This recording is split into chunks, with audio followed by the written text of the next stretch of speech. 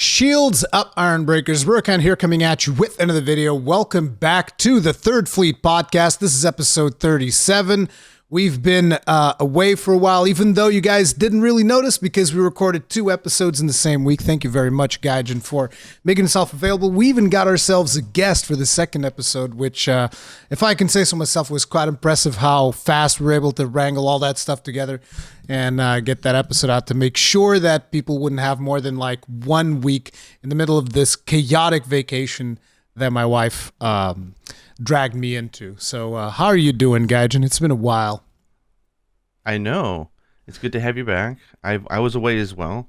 It's kind of like that. You know, it's the time of the year for small but sweet summer breaks. So I took mine, and Yuna's still on her break. So it's good to be back in the saddle, so to say.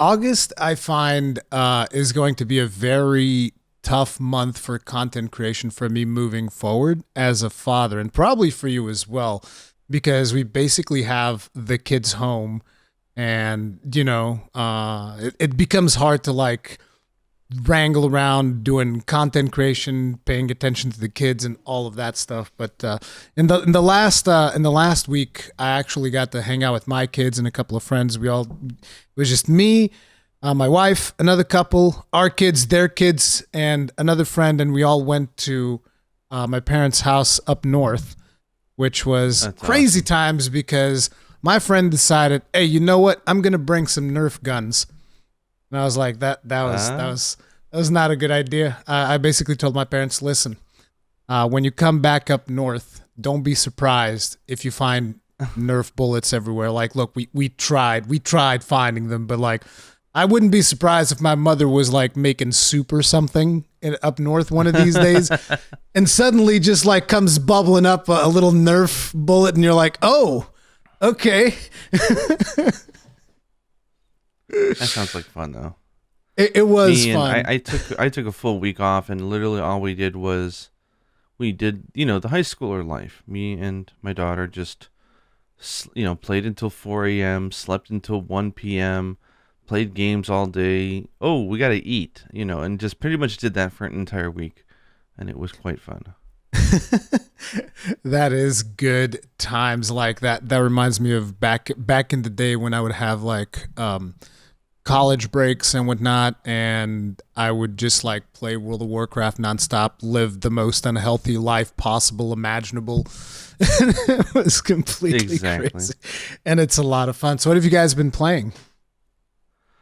So we've been playing a lot of Monster Hunter. Well, actually, we've been playing a lot of stuff. But I would say the highlights is Monster Hunter Double Cross, so Generations Ultimate. So we I don't know when we started playing that, but it was a few weeks ago, I think. Yeah. Because I believe we talked about it here, but we've already gotten through G rank. We fought in Untitled Chapter many times. We did the full gauntlet on the deviant for the Shogun Senator, because she is playing longsword this time, and also I wanted to make that longsword because it's one that I never made. So I played Prowler for the majority of it, and now I've switched over to longsword. What did we do? Oh, we grinded out some Gammoth layered armor the other day, which was really nice. So it's not bad enough that your daughter plays longsword. You had to go and do it too, and I have to. And I have to be the one to deal with this. So, because everyone will ask, she's been using Adept style, but recently I did some grinding for her because we were doing the village, and trying to bust her village really fast is kind of a slog if you're trying to do it all in one day, and we did it all in 1 day. Half a day we got for her from village 1 star to 7 so that she can unlock transmog. You're just doing key quests, right? Yeah. But even then, it's there's quite a bit to do. In a good meaning, I mean, if you buy the game, it means there's a lot of stuff to do. Yeah, it's so not a bad thing, but when you're trying to brute force it through, it's just labor. But then I left on Valor style without switching her back to her Adept. Oh, here we go. It was half on purpose, You know, It was an and accident, Yuna. I'm sorry. Oops. I guess you have to and do a she's hunt as Valor. Oh. and then she's like, "Oh, this is actually pretty fun." So now we're Yeah. both using Valor. I remember seeing the Herney video where he talked about the Valor counter on the longsword, which was apparently Uh broken as huh. hell. And It's so good. yeah, I can imagine that being very tempting. Just like, oh, this, yeah, this parry this, and you can go, oh yeah, this is nice, this is nice. Look, it parries almost everything. It's great. Well, that and just the Valor sheath, right? Allows you to pretty much eat anything, right? It's like, oh, I'm about to get hit. Just hold Y. You're all good. Run Yeah. back in there, hit some more. So, yes, people say, oh, but that's broken. Oh, of course it is. There's lots of really powerful combinations, and like, I give a crap. It's fun. So, we've been having a good time, and she got to finally do a lot of the monsters that she hadn't been able to do before, like the Fatalis trio, and laughing at how boring they are compared Yeah, to the amazing version of it in Iceborne. I was about to say the snooze fest trio, where you're just like, oh. I know, right? The only thing you got to bring is make sure to bring like Mind's Eye or use a weapon that has natural Mind's Eye or something. Just You're like all good. whack at them until they're dead. That's pretty much it. Stay close to their Yeah. legs or something. Every now and then you might take Out of the a trio beast though, hit, but out of the trio, I think she preferred white Fatalis just because it's more of a spectacle and feels a little bit more unique. So she enjoyed that. Luckily, and I was very happy to see that she enjoyed a Cantor because that's one of I really enjoy that hunt a lot. So seeing her enjoy that and Ukanlos was very fun. So we're just playing cleanup and having fun.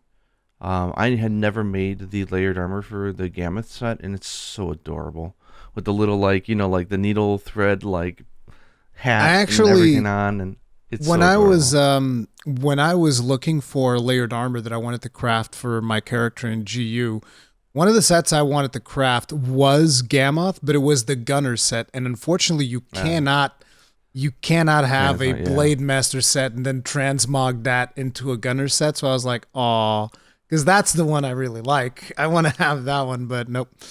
So I So ended this up this getting house a has couple of different quickly things. filled up with Gammoth goods because she's a huge fan of Gammoth as well. Yep. And I've become a huge fan of Gammoth as well, and everybody but Glavinus. Oh, you don't um, like Glavinus? That's gonna no, come into I play. like him. No, I like him, but it's just a really fun joke. Bolt Reaver, I think everybody universally likes a lot. Yeah. Um, He's got. I and mean, then he's got a lightsaber in his forehead. What's not to like? exactly. But Gammoth is definitely the hidden gem, and I agree with you. And I really want to see Gammoth in Monster Hunter Rise Ultimate or whatever they'll call it. I think it would be perfect. Using its nose to deal with hunters in the air and stuff like that, and all the maps are open for the most part, so they should be able to pull it off. I think it's going to be very hard to do Gammoth because they've already had to pump a lot of the monsters like a little bit up so that they would be somewhat challenging because we're so much faster in Rise that to have something slow and sluggish like Gammoth, it's almost like we're going through and Gammoth can't even see us because of how fast we're going like zoom, zoom, zoom. So I don't know how they would do it. They'd have to do something crazy. They'd have to dope up Gammoth to be like super fast or something. I don't know. But I would like to see it. I think it'd be cool. Yeah, and we played some more stories too, and we actually even went back one night or two nights and played some Iceborne. It's just kind of mixing. It's kind of like a blessing. We've got all these Monster Hunter games on modern hardware that we can enjoy. It's really nice. So we went back to do trying to wash our palates after the Generations Ultimate Fatalis. So we're like, Yeah. let's and she hated Elatrion in Generations Ultimate. She's like, what a horrible monster. I don't ever that was boring. I don't ever want to fight it again. I Yeah. was like, okay, let's go back to Iceborne and check it out. And I was so happy that we still got it. We still got it. We went in rusty as hell, and boom, we were able to take down Elatron, no problem. both of us using insect glaives, and it's really funny because she won't touch insect glaive in Rise. It just feels off for her. But the moment we go back to Iceborne, it's like, oh, now I feel at home. We took him down no problem, and that felt really good actually because it's just such a good fight, and all that knowledge is still there. The muscle memory is still there. I got confused a lot with like the trigger buttons because the Switch only basically uses R, where you use the RB or whatever on the Xbox, the triggers. Like if you want to guard or if you want to jump, like the way that even the insect glaive, the whole button layout for you mean from the insect is different. Okay, so you confused me because you mean swapping from GU to Iceborne, because I was thinking, wait, Yeah. Rise is exactly the same thing, but you guys been playing GU, not Rise, yeah. Yeah, so that tripped us up a little bit, but and then we just did a Fatalis hunt with 2 friends online the other night, which was really fun. And Fatalis is just, God, it's so fun. Fatalis And it's just is great still... because like we got our butts kicked for a few times actually, which is nice. It's kind of, it's been a while since we made some goofy mistakes and got carded and failed a quest, and of course we got it and we won in the end. But it was good fun to get back in there, and that's another fight I adore so much.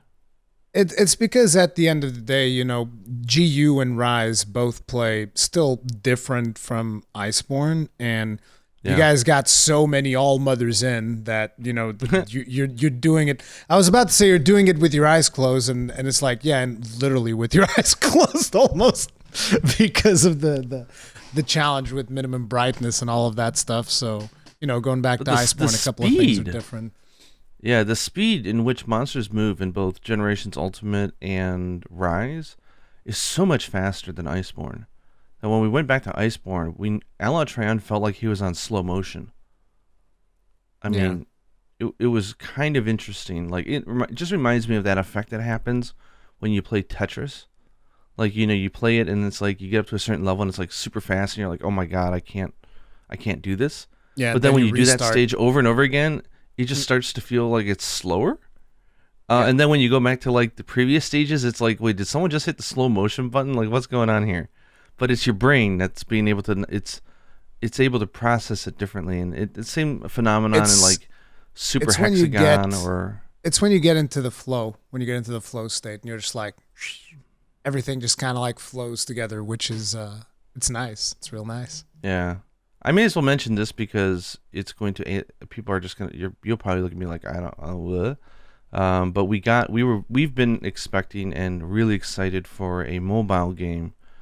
That was coming out. Something from Toho, I imagine, because it's always Toho with you guys. Yeah, I expected as much. So they announced this like a year ago, and it's Toho Danmaku Kagura, which is a rhythm game. It's like one of those like really hardcore rhythm games where you got like all like Guitar Hero, like all these notes coming down at you and press double press. Didn't you post like a video of it on Twitter? Because I seem to remember seeing that during my vacation. Yeah, I asked you, and I was like, just play a little bit and give me a clip, just so I could show people what. Because when you say rhythm game, it can mean so many things. It looked a lot like Guitar Hero to me, even though it's probably a little bit different. But it looked like Guitar Hero. Yeah, so it's like we have it on the iPad, and where you're using your fingers and thumbs and doing all sorts of stuff. And I did not. This is my first rhythm game. Same with her. She's so good. God, she blows me out of the water. But it really is surprising how similar it is to bullet hell games like the mainline Toho games, because when you start, you're looking at the bottom, like the line of where you tap the notes, right? And that's where your focus is, and you're hitting the notes as they hit that line. But it quickly becomes impossible to play the game if that's where your focus is. You have to get into flow state, and you should be looking at the top of the screen at everything that's coming. And then the whole pressing and moving your fingers that's the automatic part. And so you're just kind of like, not thinking, you're just flowing with it.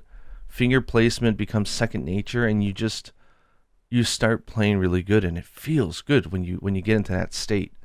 And so we've played an obscene amount of that game, and it's really well done. I don't know, like with mobile games, you never know how they're going to, like, are they going to take it the wrong direction in operations a few months later, where it's going to be like about spending money or not. But so far, Yeah. it's really well done in that, just the amount of stuff to do, even outside the music, the rhythm games, the way they did their first event. Like it's not your typical, like, oh, pay $1 to get a song. Like all the songs are free because they enjoy royalty free stuff thanks to the policy of Toho Music and open copyright for fans. And it feels more of a celebration of fan music and arrangements, which is what the series is known for. So we've been having a ball with that. It's been really fun. It's always Toho, isn't it? If she is good at rhythm games, I was just thinking that at some point you should have her try Sekiro, just out of curiosity.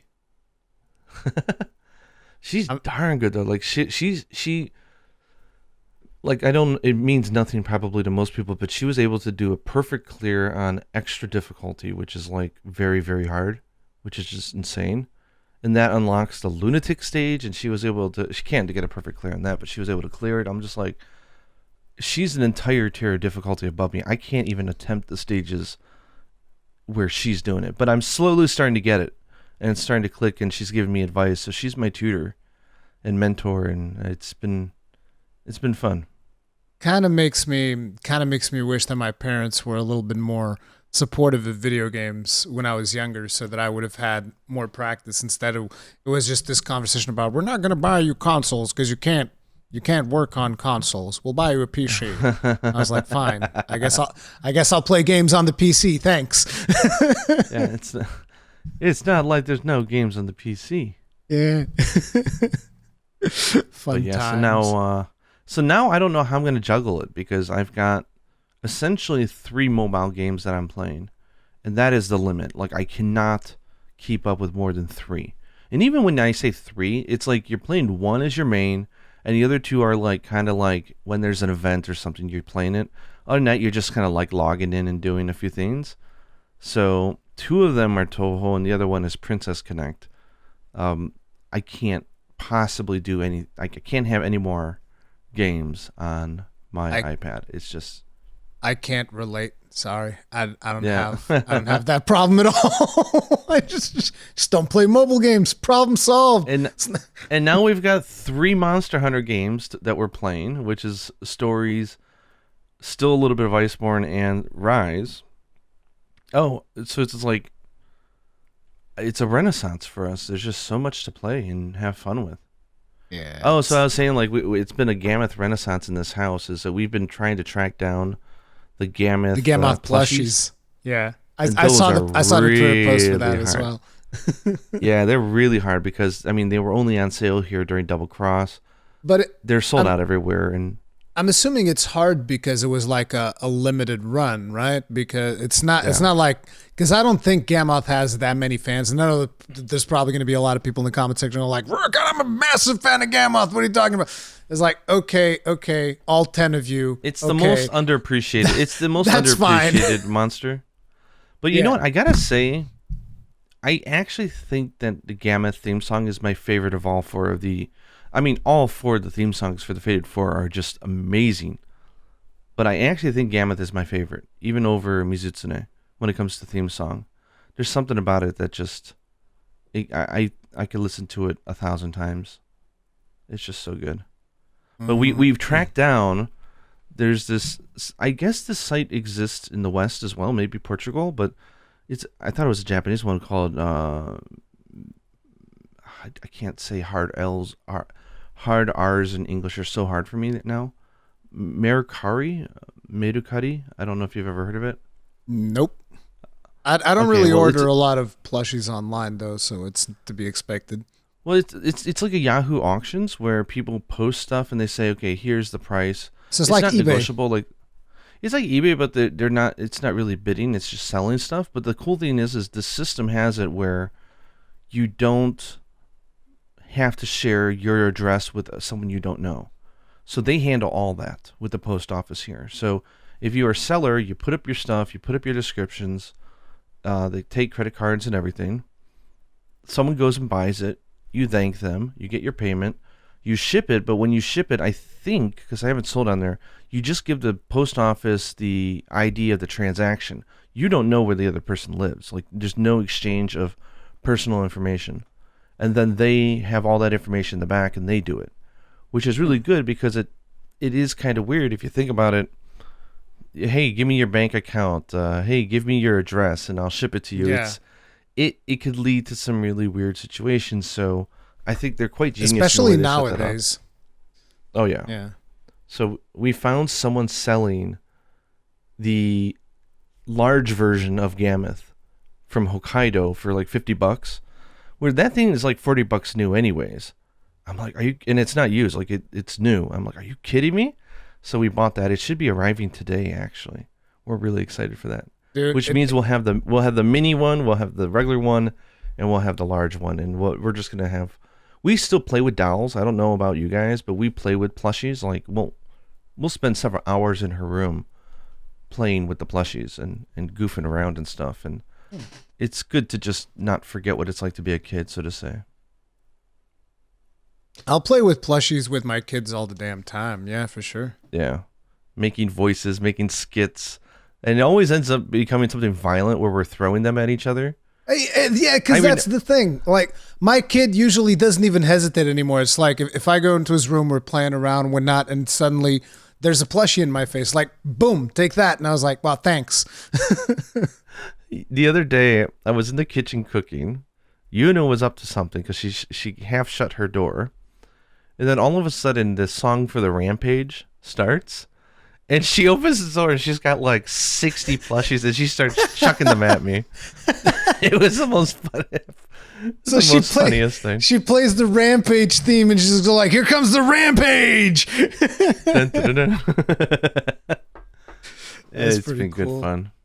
And it's how about you? What have you been playing anything, or are you just now getting back in the saddle, or?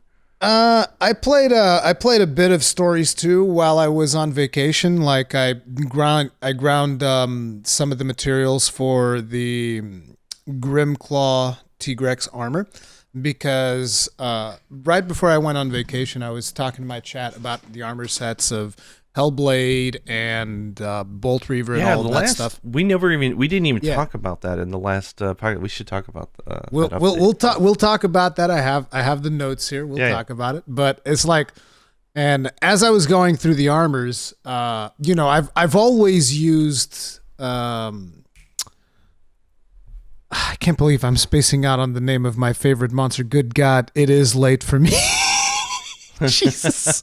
Basilgeuse. I've always used Basilgeuse's armor as like my default armor because it has that effect where it has all out XL and that increases the damage of shelling, and shelling does not actually cost kinship. So it's basically just a free damage increase for shelling. And not just that, but it's also good for like sword and shield because it increases the damage when you use the sword and shield skill. So it's just a really good armor all around. So that's the one that I've been sticking with. And in my head, I'm like, this is the best armor for Gunlance, period. So at one point, I was talking to my chat, and they're like, no, but you're wrong. The best armor for Gunlance is actually Grimclaw. And I was like, Head-to-head master. Because it's got head-to-head master and all of that stuff. And I was like, I didn't even think about that all that much. Yeah, and you can get a charm with the artillery stuff. So like, once you have that, it's like... I have a charm. Basil doesn't even have artillery, but I have a charm with the artillery stuff already. It's got... Nice. Reloading XL and Kinship M. So it's not great, but it's pretty good. It's pretty good. Yeah. So that's the necklace that I've been using. And it's like, so I went ahead and I crafted Grimclaw and I fully upgraded it. And to be honest, I actually still prefer Basil because it's not like you can guarantee that you're going to get head-to-heads all the time. And when you don't get head-to-heads, you get very little benefit from that armor. And on top of it, if you're using Sword and Shield like the same way that I would get benefits from Sword and Shield and the other armor, I'm not getting those same benefits with Grimclaw. So yes, people are right. Grimclaw is the best for Gunlance, particularly if you play with Reverto, because there's probably a higher chance of you getting... Who doesn't play with Reverto? Me! I don't play with Reverto unless I have to. No, I'm serious. I like playing with other riders more than playing with hunters in Stories 2. is the thing. Particularly the last one, the last rider that you get, which I'm not sure I even want to talk about the name because I'm not. I mean, we've talked about spoilers before, but whatever. I use the last rider that shows up in the story. And it's like because of that, a lot of times I don't get as many head-to-heads as I would like. So therefore, I always get more benefit. At least it feels to me like I get more benefit out of Basel. So, but I still crafted it. I fully upgraded it, and then I went ahead and I upgraded a couple of more weapons. So I grinded a little bit in stories too. I did like 1 or 2 hunts in Rise with a friend of mine, and some people are like, "Oh, you guys didn't play anymore." It's like I wanted to play more, but our third friend, my second friend, I mean. It annoys me so much. He still hasn't bought Rise. And I was like, how are you going to come on vacation and both of us have Rise and you don't have Rise? So it's like we only did like 1 hunt because we didn't want to leave the other guy out. And it's like, God damn. I've been so upset at him. I'm like, how can you not buy Rise? Go buy Rise. Is there a specific reason or? It's just like World was his first Monster Hunter and he liked it. But clearly he didn't like it as much as me and my friend did. So, it's like, it's cool, but I'll get it when it's cheaper or something like that. He was trying to get the game cheaper and it's still, switch games and discounts, right? Yeah, that doesn't happen often. That doesn't happen all that much. So, yeah. Although I will say during my first vacation, I picked up Skyward Sword for like 48 euros, which is a pretty decent price for that game. I think it's on sale for like 60 in most places in Portugal. So, but so I played a little bit of that, and then the game that all 3 of us played, we all took our Vitas up, and we all ended up playing a significant chunk of a game that I really, really like, and that a lot of people probably don't even know about. A little game called Soul Sacrifice. Is that where this all started? Yeah, pretty much.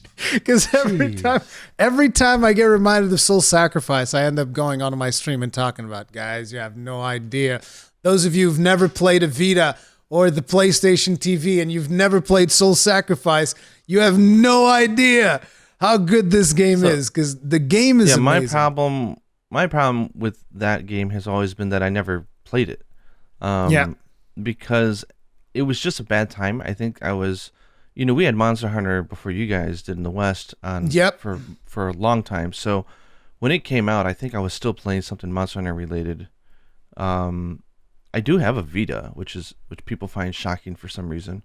I guess given my distaste for Sony. Might have something to do with that podcast we did with Shepard the other time. We got to invite Shepard back to give him a proper podcast. But you know what? At this point, I kind of feel that it's almost an anti-Sony gesture to love the Vita because they obviously don't. Yeah. But everyone else does. It is a nice machine, and it had a hard time, but it found its footing. And it has quite a library of interesting games. But the thing is, I never played it because like there was that whole period where people call them Monster Hunter clones, and I hate that because they're not clones at all. Yeah. Like you'll see in the mobile space, but they're similar in formula, but they have their own twist. There was the whole period where you had like Tokiden. I played all of them that came to the Vita because it's like I didn't have a 3DS. And I was like, I just want to play more Monster Hunter games. So I had like Freedom Unite on the Vita. And like every single clone that would come out, I'd like pick it up. Like I remember Tokiden, Freedom Wars, Soul Sacrifice. And Soul Sacrifice to me is still the best one, hands down, of all of those. Yeah, and so I think like, that there were a I did couple more. Tokiden, and I didn't get into it. But I could recognize that it was unique, and it had its own thing going on, and I appreciated that. It just wasn't for me. God Eater is another one where I tried it. Wasn't for me, but it was really unique. I was like, okay, this is really neat, actually, that people are taking the formula, so to say, the basic, I guess, framework of a game like Monster Hunter, but they're really putting their own spin on it, which is awesome. Here's an interesting thing. And then Soul Sacrifice came in. I was just like... Just real quick, here's an interesting thing. Monster Hunter was also inspired by another game, at least from my interpretation of the stuff that I've read online, was also inspired by another game that came before it, Phantasy Star Online. Really? Yes. Interesting. At least that's what surprise me. That's what people say, that like, Phantasy Star Online came before, and then Monster Hunter kind of took that formula that they had of the 4-player expedition type thing and just ran with it, but in a different direction, very different direction from Phantasy Star Online, because you're hunting monsters, not necessarily. It's my favorite phrase from the world of science is "We stand on the shoulders of giants," right? Yeah, it's exactly. People do great things, and you build off of it, and that's a good thing. And then, as long as it's not like some weird mock off or something. I feel like in terms of popularity, though, Monster Hunter very quickly overtook, at least in the West, in terms of like people who are aware of one game or the other. I was always more aware of Monster Hunter than PSO, and then after that you have those other games that came out. So like to give you just like I know you played Tokiden, and you said you played what else? You played God Eater as well. Yeah, I tried God Eater. Soul Sacrifice at the time, I think I wrote it off because when I was busy, you know me, I love gothic stuff. Yeah. And I love like the dark, the whole thing. I think the thing that turned me off was there was leveling of skills of the player or something in there, and I saw that and I said, okay, it's probably not for me, and I just kind of just said I didn't play it. I know everyone on Twitter now is telling Freedom Wars or whatever it's called. Yeah, Freedom Wars is another one. But that sounds like a Call of Duty game. Like what the heck is Freedom Wars? No, it's not a Call of Duty game. So Freedom Wars is an even weirder one. It's like, so Tokiden's thing to me was like, it's a very arcadey Monster Hunter. It's the most arcadey Monster Hunter that you can imagine, because basically you had almost like no preparation aspect to it. It was more about, you had like I forget what they were called, like the Mitamas. You had the Mitamas, and they would give you stuff. Like they would, and here's another interesting little tidbit that people are going to go crazy when I say this, but my main weapon in Tokiden was the bow. I played bow in Tokiden because Tokiden had the gauge that you would fill, and you would get like a special attack. And the bow was amazing because the special attack would just straight up slice off a part of the monster. So I'd be able to target. With the other weapons, sometimes it was harder to target what you want to slice off. And with the bow, I'd be like, I think I'll take that piece. Chop! And then I fill that up again. I think I'll take that piece now. Chop! And just like keep chopping everything off. But yeah, so Tokiden was like the most arcadey one. Freedom Wars was interesting because I'm looking at images of it now, and it seems very anime, very it is extremely like anime, futuristic, which is the exact style of game I don't play, which people always find shocking. It looks like Persona to me or something like that. And it's not Persona. You would fight like these giant robots. I don't remember exactly the reason why you had to fight them, but the robot. No, wait, I do know. It was factions. Like there were several factions of humans or humanoids, whatever, and they would come up with these giant robots that would steal people. And it would snatch and bring them over to their faction, because humans were like considered the resource. And the weird thing is that you start that game and your character is in jail for like 1,000,000 years. And then you have to work those years off. So like whenever you would go on a hunt, you would work a couple of years off of your sentence. But then there was also, that game was so, whenever you were not hunting, it was so brutally strict. So it's like, you ran, we add 10 years to your sentence. You can't run. You have to actually like buy a license to be able to run. There's like all of these crazy aspects to it, but it was neat. It had a cool thing going on. But the thing about that game was kind of in a way similar to what God Eater does. You're supposed to be swapping between melee and guns, because you would also be able to use guns in that game, and it was interesting. I liked it. I liked the gameplay. The reason I ended up not playing as much of it was because I wanted to play with friends, and then I started playing with friends, and it had the problems that the progression was kind of hard to do multiplayer and single player, and at least that's what I kind of remember. The progression was kind of wonky, and I ended up falling off of it. But I did like Freedom Wars quite a bit. And And that brought us to Soul Sacrifice, which I talked about on my stream yesterday, and you were there. And I saw you online on Discord. I'm like, oh, it was late night for me. I was just finishing up dinner, and I was like, we're just chilling and doing our thing. And I'm like, I'm gonna go say hi to Ruri. And you were doing a chat, which is the funnest ones, and went on there, and then all of a sudden that came up as a topic. Yeah, we're talking about Soul Sacrifice, and I remember saying something in lines of like, Gaijin, you should play Soul Sacrifice. Like, I'll buy it for you. And then before that goes any further, like one of my friends just like throws $30, goes like, buy it now. So Kegrin throws $30 at it, and he just goes, buy it for Gaijin now.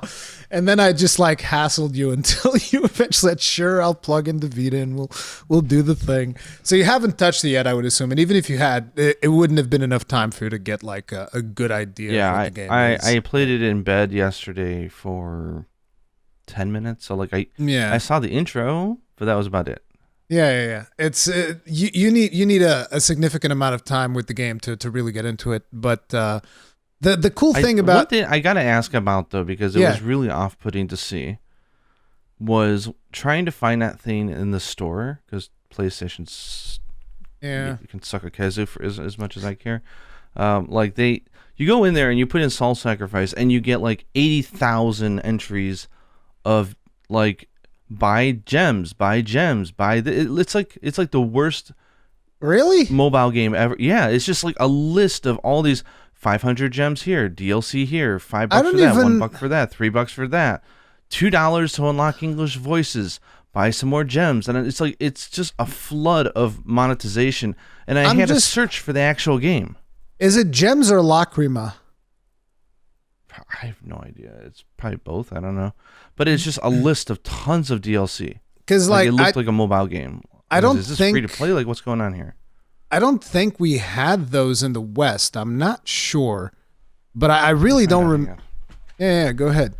But it's like the one thing that what you're saying, the only currency I can think of is lacrima, but it's like you can get lacrima by just playing the game, and it's not like it's hard to get tons of lacrima. So I don't see. Yeah, if it's something like that, then like I'd be cool with it, because like I can tell you right now, I have 81 hours in the game. I'm at the final boss of the game. You know, it's since it's a mobile game. You know that I have that thing. I don't like looking at small screens when I'm home, right? But I don't know if you can see it. It's just like, give me a second. A list. It's just a list of Soul Sacrifice. It's just all this monetization. Christ, that goes on for pages. That looks like it's costumes, though, right? Costumes for characters and whatnot. But again, you can unlock.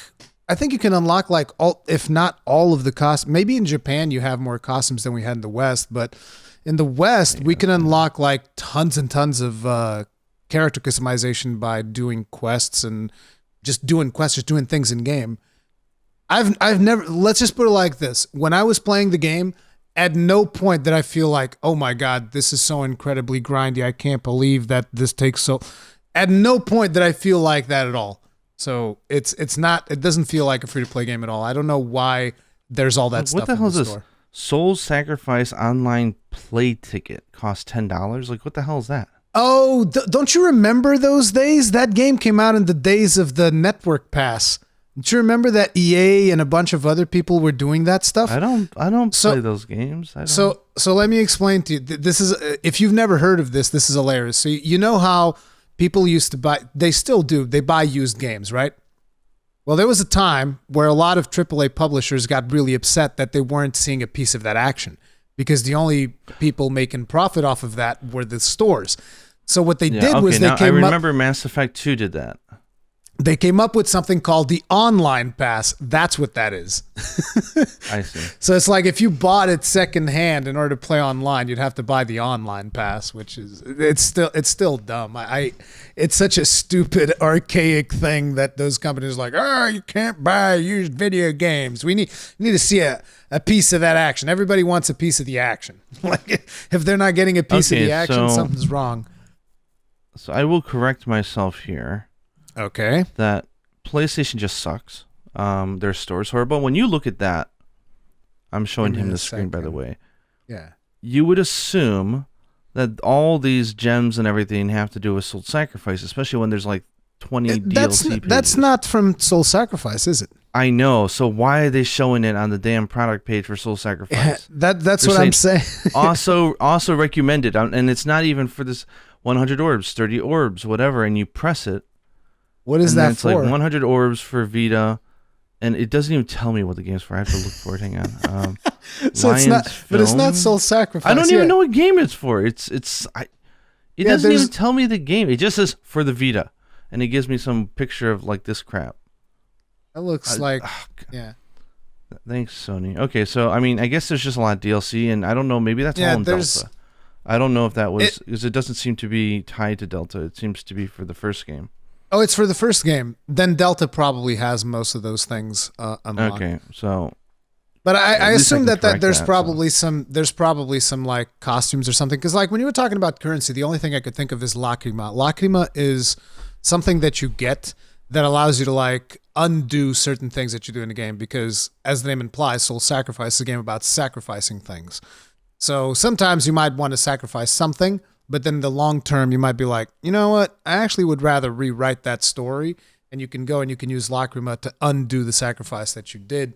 So like you sacrifice an NPC and you want that NPC back, you can get the NPC back. You just use this resource. But you get tons of it by just playing the game. Like right now I have, I think like 6,000, but I've spent a bunch of it to like reshuffle the levels of my character around. But yeah, the thing about Soul Sacrifice is it's kind of like, for the people that don't know about it, it's kind of like, imagine Monster Hunter, except instead of using weapons, you use spells. You just use spells. The thing is, spells are limited. So when you run out of a spell, you have to sacrifice something, which if you kill an enemy, you can sacrifice that enemy to recover those spells. Again, depending on your faction, because there's factions in this game. So you can be part of the blue faction, which is Sanctuary, and instead of sacrificing, you can save some stuff, and that makes you regain your spells. So even though it says Soul Sacrifice, it's not just about sacrificing, saving. And then there's a third faction that they added with Delta, which is the Grim faction. And that faction, it's random. So like you'll hit the buttons to both sacrifice and save, and the game will just like choose a random outcome. It's like, maybe you'll sacrifice it, maybe you'll save it. Whatever happens, you get your spells back. So that's flip a coin, baby, and yeah, exactly. I played that faction for a good long while. It was my main faction because I just thought it was funny. It's like, I'm not even going to choose if I sacrifice save. It's just going to be random, and whatever happens. It's not on me. I didn't make the decision. Right? Yeah, they call it leaving it up to fate. So it's like there's sacrifice, there's save, and then there's fate. And Grim just leaves everything up to fate. I'm going to be a cheesy bastard and ask you. I will look it up online anyways. But I mean, it's going to be slow. I am going to try the game and give it an honest shot. So thank you. Was it Kegarin? Kegarin for the donation. I don't have a lot of time, so it's going to take me a while. But one of the things I'm going to want to do is find out like what's the most easiest way to get through the game, just so I can enjoy the content. Like, what's the most broken, powerful way to play the game? Just like saving everybody, or is that going to be like harder, or killing everybody's going to be easier, or it's a like, mix of the two, or it doesn't matter? Or? It's balanced. It doesn't particularly matter too much. Basically, the more you save, the more defensive you get. The more you sacrifice, the more offensive you get. So you can either balance it out, or you can go towards more damage if you feel comfortable with the game, or you can go towards more defense. I don't particularly think that any of them is faster, because what ends up happening is like, it's not that one is faster, it's just you end up using different spells. So like blue will synergize with certain spells, because then there's no armor in the game. All of the armor is cosmetic, but there's a customization part, which is your arm. So one of your arms is like, I forget what exactly is the thing going on, but it's a special arm that is the arm that you use to either save or sacrifice people. And that arm is like cursed. And so you put sigils on it. And those sigils are the things that dictate. You can put a sigil that increases your damage with spear spells, for instance, which are spells that give you a spear to use as a melee weapon. So that would make it more powerful if you're a part of the Sanctuary. Or you can go the the Avalon, which are the red ones, and you can have a spell that increases your explosions, sigil that increases your explosion spells, which are like mortar shots that you do with spells. So And you have a good idea of how I like to play. Probably, like, what do you think would be the most enjoyable way for me to play? And can you play as a girl, or are you forced yes, into you like can. this? You can play as Okay. anything. As anything, as a male or female character. It's like the thing is, this game is so unique that it is very hard for me to figure out how you would like to play it because there's just so many spells. It's not like it's not like Monster Hunter where you pick a weapon and that's it. It's you go into battle with 6 spells, so it's almost like you're playing bowgun no matter what you do, right? And it's all about which ammo are you going to bring. So I see. So I'll have to try it out then. Yeah, you will have to experiment with the different spells because I have no idea which ones you're going to like. But it's all about figuring out which one you want. Now, the thing is, the deeper you go into the blue spells, the more powerful the sigils in the arm become for the blue spells, the more damage those spells will deal. Same thing for red, right? And then with Grim, it's about balance. Grim goes right down the middle, and it's the more balanced you are, the better you are. Grim just has like neutral. So if assuming that you level up 20 levels in dark, 20 levels in light, and you're at the exact perfect level for Grim, you're just like boom, done, right down the middle. And then there's all kinds of crazy things that you can do. Like you can sacrifice the NPCs if you want to. Like your allies, like if they die in a fight, you can sacrifice them to do like a big powerful spell that destroys everything. You can do this in multiplayer as well. You can sacrifice other players. There's even messages like when a player dies, they can send a message asking to be saved or asking to be sacrificed. Which is also, and you can just straight up be in a multiplayer lobby playing the game and die, and then you go like, no, sacrifice me, it's fine. And then somebody sacrifices. You actually get a bonus for it. You get like extra points, which are called like the martyr bonus for doing stuff like that. Then there's also like special black rites that you can do, which is whenever you take, it's almost like heroics in Monster Hunter. If you take enough damage during a fight, it triggers something in the game that lets you use like a super powerful spell. But that spell is going to come at a cost. So like, for instance, one of the first one that you get is a spell that you literally burn off your skin and then you just burn the whole scenery with fire. But the cost of that is that your elemental resistances get lowered because you lost your skin. You're just like live flesh. That's you. And you have to pay Lacrima to fix that later. Because otherwise, this gets carried over to the next hunt. So if you don't fix it, you're going to have those lower resistances, and you can't use your black right because it's broken. So there's other ones, like you'll be able to sacrifice your legs to get wings. You'll be able to sacrifice your eyes, and it gives you like this effect where you can only see a small bubble in the middle of the screen, and then everything else is like black. So you can sacrifice all kinds of body parts. You can sacrifice your spine and make a sword. There's all kinds of crazy things that you can do with these spells. It's a lot of fun. It's very gory. And on top of it, there's like a really good story for each of the monsters. There's monster, when I'm talking about monsters, like one of the monsters will be Snow White. So you'll fight the monster version of Snow White. You'll fight the big bad wolf. You'll fight the 3 little pigs.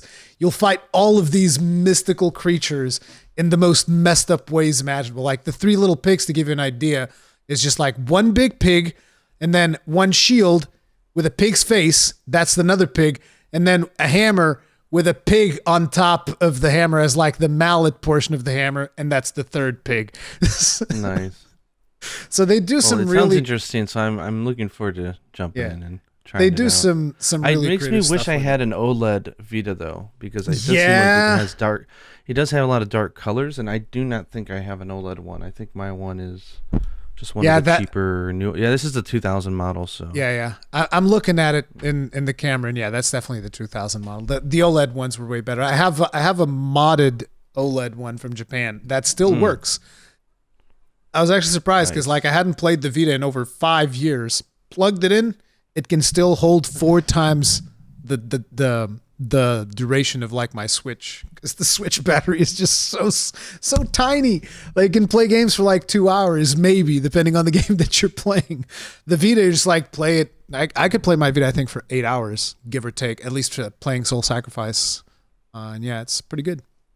But yeah, nice. I'm very curious to see what your reaction is going to be, both in terms of like the stories, the matches, and all of that. The maps are pretty small. Most of the maps are pretty small. It's all about like utilizing the elements that are in the map. Because like you might run out of a spell, then you can use one of the things in the map to create a weapon, and there's all kinds of crazy things. And there's combos. There's spell combos as well. So like there's a combo where you put like an AoE in the ground, and then if you put a bomb on top of that AoE, it will actually transform into a giant flower that shoots at the enemy automatically, like a turret. Interesting.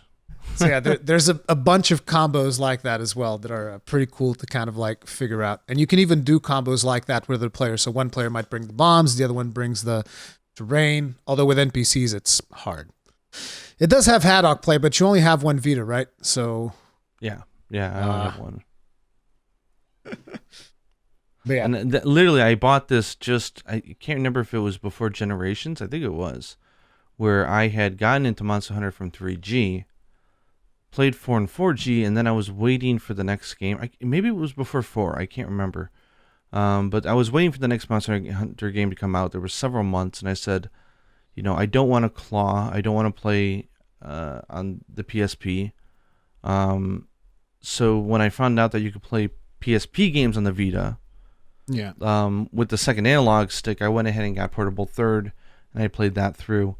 I even played Village Deluxe Village on it. Portable Third could be played in the Vita in Japan, right? Oh yeah. My God, I'm so jealous. Yeah, and you could use, and they patched it so that you can use, or maybe they didn't patch it, it's just a feature, but you could use the other analog stick for the camera. And I think I could be wrong, but I want to think they patched it and they added a target camera. They didn't patch it. You know what they did? Sony actually put that into the system. So when you were playing... Must have been a different Sony than they are today. Yeah, it was Sony Japan. They actually had this thing, because I remember it when I played Freedom Unite, where there was actually a setting in the Vita that would be like, okay, so when you're playing this game, you can have the left analog stick do the same thing as the D-pad, so you don't have to do the claw. Not the left, the right analog stick work like the D-pad, so that you don't have to do the claw. You can still do the claw if you wanted to, but the right analog stick would just emulate that, and it would work perfect for most PSP games, at least. Yeah, they had a lot of customization of controls back then. They would still let you swap over a circle so that it was confirmed. Nice. Okay, let's not get me started on my my Sony Venom. Yeah, but I know at least that from the people that have been with my channel for a while, they're going to be very curious to see what you have to say about Soul Sacrifice Delta. So that'll be interesting. Yeah. So give me some time, guys. Like I said, I got 3 Monster Hunter games and 3 mobile games I'm playing, and I still have to cook meals and do everything. Speaking of that, I bought a new oven. And I didn't realize that this is such an alien concept, because it was alien to me when it came out here. I don't know, when did they first come out? Like 15 years ago I was here when they came out. But in Japan, apartments that would not come with like an oven. Like there's no gas ovens. Hell, I don't even think most houses have gas ovens. So basically you just get like a little like two ring gas thing that you can use fry pans with. So there's no like ovens for cooking and making stuff. So there's always like weird little devices to do. We have electrical the bread making ovens. Machine. Yeah, well, that's the thing, is like I don't want to do electrical ovens because those are like, they take long, they cost a lot of power, stuff like that, right? But they came out with what they call water ovens here, but I guess in proper English it'd be called steam ovens, where it takes, there's water that goes into the unit, and he uses it through a heat pump to basically heat up the inside of the oven to like 300 degrees Celsius. And so you can fry food without using oil. You can cook full chickens. You can. It's an oven, but it's like this big. So like it's like a really big microwave with two different things, but they're not cheap. But they are very good and they cook a lot of different stuff. And so I've had the same one for 13 years. And I said, damn, those things are built to last. It doesn't break. So I'm like, this thing will never break ever.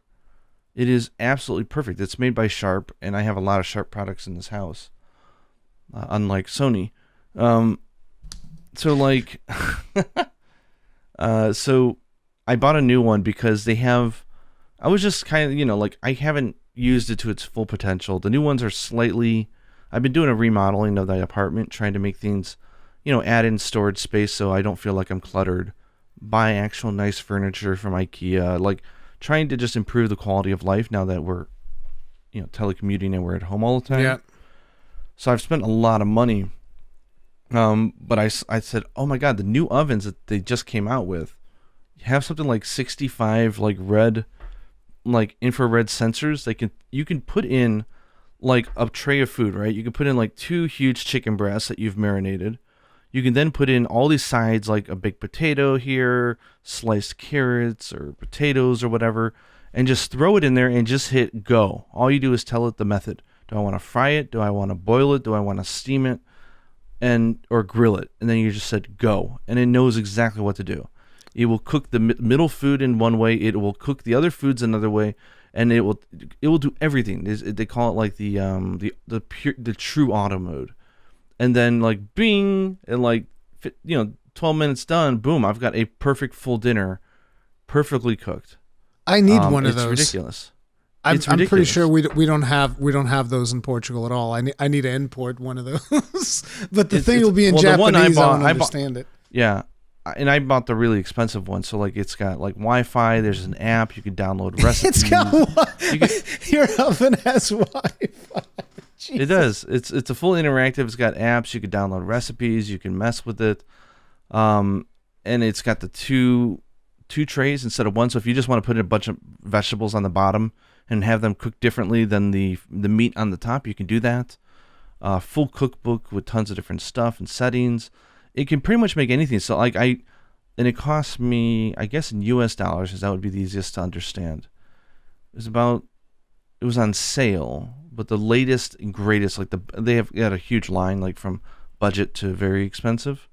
It cost me $1,600. Damn. Yeah, so not cheap for the top of the line stuff, but oh my God, I've been cooking so much stuff. So I've been posting pictures on Twitter. I made chiffon cake yesterday, which was a lot harder than I thought. I don't have an automatic whipper, and I didn't realize how long it takes to manually whip egg whites and sugar into. Oh my God, $1,600. Damn thing can't even do whipped cream. Like what do you mean? So I just bought like a small like cordless whipper that's going to be coming probably today or tomorrow. But I made chiffon cake. We made deep fried chicken legs.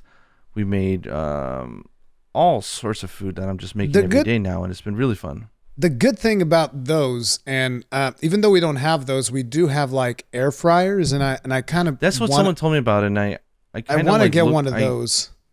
So is that basically, it's like the same concept, but it uses electricity, or like what is it it's doing the heat? I actually don't know. I just assume it's electricity and it just heats stuff up. Like it also I think it probably has like fans and stuff to circulate air in there as well. So there's electricity, there's fans, there's whatever. I've seen it on friends' houses and whatnot. And it's just like healthier than frying stuff with oil. Yeah, so it looks like that's similar, right? Like you can just cook full chickens and do whatever you want with the thing. Yeah. But I guess the benefit of the water one is that stuff is moist. Nothing comes out dry because it's using steam to heat up, and it's really fast. What about making actual fries on it? Are they going to come out like soggy? Yeah. No. They come out like you deep fried them, like crispy. Oh, okay. It's crazy. I took chicken drumsticks last night. Just bought a bunch of chicken drumsticks. Bought like a nice fried sort of like the stuff that you'd put on it before you deep fry it. Shake them up and just throw them on the grill and just hit go. And in 8 minutes, they were done. And they were crispy, crunchy, beautiful chicken legs. It was amazing. So I was like, well, they better be for 1,600. So, I mean, so I've been having, making pound cakes. I made some cookies. Like I'm just going through the recipes, making stuff. It's been quite fun. Well, yesterday I decided to throw an even larger amount of money down the drain. And I went ahead and I bought a PC, which I've been needing to buy a PC for the longest time. And yesterday on stream, one of my viewers actually said, hey, listen, I actually found one, because he's also from Portugal. And he's like, I found one, and this is pretty decent. It's like close to 3,000 euro. And it comes... It was colorful. I don't... Is that the one you got? I hate RGB boy. I hate the RGB stuff on computers. God, I can't stand it. It's so obnoxious. Like, why do people like that so much? It's like, oh man, look at my beautiful PC. Look at all these lights. It's like, listen, when I'm looking for a PC, right next. You put it next. Next to the mini fridge of G Fuel or whatever crap. Oh God, no! I really am not into the RGB stuff at all. Like, I have one of my cases has like an acrylic side, because that case was recommended to me and I love it. It's a Corsair case. I think it's 650D or 950D or whatever. But it's like I really don't like the light stuff. Like, my computers never have had light stuff, because to me a computer is just a box. I'm not looking at the CPU, okay? It doesn't have to be pretty in there. It just has to be clean. I just have to like air blow it out every now and then to make sure that it doesn't get too dusty. It doesn't have to be the prettiest thing in the world. I'm not going to be looking at it. I look at the screen. See, there's one visual there's multiple visual interfaces on your computer, but the one that you're looking at is going to be the monitor. It's not the case of the CPU. But hey, if people like... I don't play with headphones, so I want something that's quiet and away from me, which means it's not on my desk, because I don't want to listen to it. So I use a Fractal Design case, which is really good for keeping noise down. Yeah, but it's like, if people like doing that, like, you do you, I'm totally not into it at all. And this PC, but that's what you got? Yeah, that it was the one that we were looking at on stream. It's the one that I got. You gotta make it bright pink and stuff. Make it really cutesy. Yeah, I'll definitely do that. I'll totally not try to rip out all of those RGBs if I can, or just shut them down completely so that it saves power. And I know that LEDs are like negligible power, but it's still power. At the end of the day, it's still power. Like, look, there's 3 LED lights aimed at me right now. They're still spending power, okay? Well, but anyway, we were raised in the generation where parents would smack us upside our damn head if we left our bedroom light on when we went to the bathroom. It's like, turn off your damn light if you're not using it. You think that's bad? Like, if I open the fridge for more than 10 seconds in my parents' house, fridge! my mom will like show up and like slap me in the hand. It's like, shut that damn fridge. What do you mean? Got to save power. It's like, okay, Mom. Jeez. Yeah, we were born in different generations. Yeah, very different generations. But so I got that one. I don't even know the specs by head, but it's got an R7. I'm probably going to have to buy additional hard drives for it, because it only has a 1 terabyte NVMe. And obviously for video editing and whatnot, you want to get a little bit beefier storage. I was actually considering getting like an SSD for editing. I'm not sure how viable that's going to be, because I've heard that will like burn through the SSD's lifespan in no time, but I'm not sure. I don't have any physical spinning hard drives in this house. It's been a thing. You have my game PC is all SSD. Like, I don't touch physical hard drives. Your Mac is also like SSD as well. So yeah, I'm thinking about, because like SSDs are a lot cheaper. Like, back when I bought my last computer, which was like 6 years ago. This is what you guys need to understand. The reason I need a computer so bad is because I've been needing to upgrade. It's been 6 years since I've had this computer. All right, it's getting slow. So did you make sure that it's Windows 11 compliant? Because I realized that if I want to have Windows 11, I have to buy a new processor. I'm like, ugh. I don't care. I spent like $350 on my processor. I don't want to buy a new one. I can use Windows 10 for another 6 years. I'm sure that Windows 11 is going to come out like all busted and whatnot. So yeah, it took me a long while before I upgraded into 10. So whatever. But it's like it's got a whatchamacallit, a Ryzen 7, which I obviously I would rather have a Ryzen 9, but it's got a Ryzen 7. I'm like, that's fine.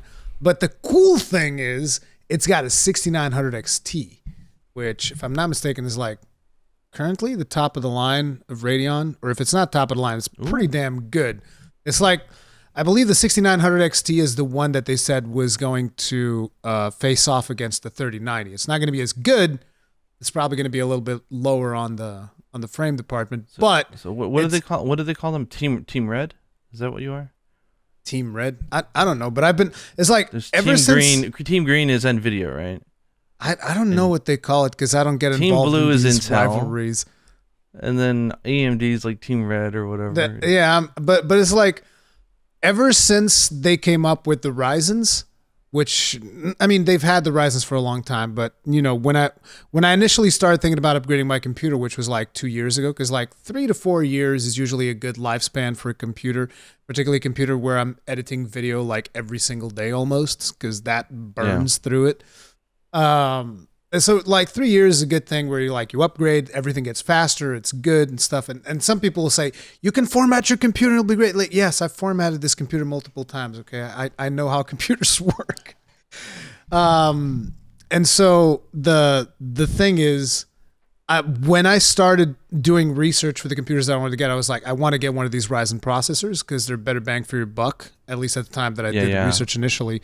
And then when they came out with the latest Radeon cards, they said that these Radeon cards actually synergize with your processor. And I was like, okay, then I want a Radeon card with a Ryzen processor. And the most annoying thing is that on most places in Portugal, because I don't know if it's the PC assemblers, they're not doing research, or they just assume that everybody just wants NVIDIA. You know how you feel about Sony? That's the way that I feel about NVIDIA. I think NVIDIA are extremely incompetent because everybody looks at them releasing a video driver every other day as a positive thing. Oh yeah, it's great. They're optimized. It's like, no, their stuff is so bad that they need to update their drivers every single time something new comes out. Every time I turn on my computer, there's a driver update. Yeah, like I have to update my drivers on my computer, right? I've been having to update them for like a week or something. But then again, I have a 2060. It's probably not going to do anything anymore. But it's one of those things. That's I really cool. So don't. When does the new PC arrive? It arrives next week, I think. So nice. We'll see how that works out, and then I'm probably going to have to spend a bunch of times like changing stuff, getting the hard drives in there, making sure that everything and I is will working say here appropriately. for listeners from North America on this stream, you guys enjoy PC part prices that the rest of the world does not. Yes. So like a lot of people will be like, why don't you just build your own? Why don't you just, I'm like, you have no idea the distribution and cost in other countries. It's like double. So you wonder why PC gaming never took off. I like building my own computer. I love it. As a matter of fact, the PC that I'm working on right now, both the PCs, because I have two. I have one for streaming and one for, editing and stuff. So that way, when you're gaming on it, the resources are not affected by the fact that I'm streaming. So it's like these two PCs, I built both of them myself part by part back when, there were plenty of parts. Right now, you try buying a 6900 XT. Good luck.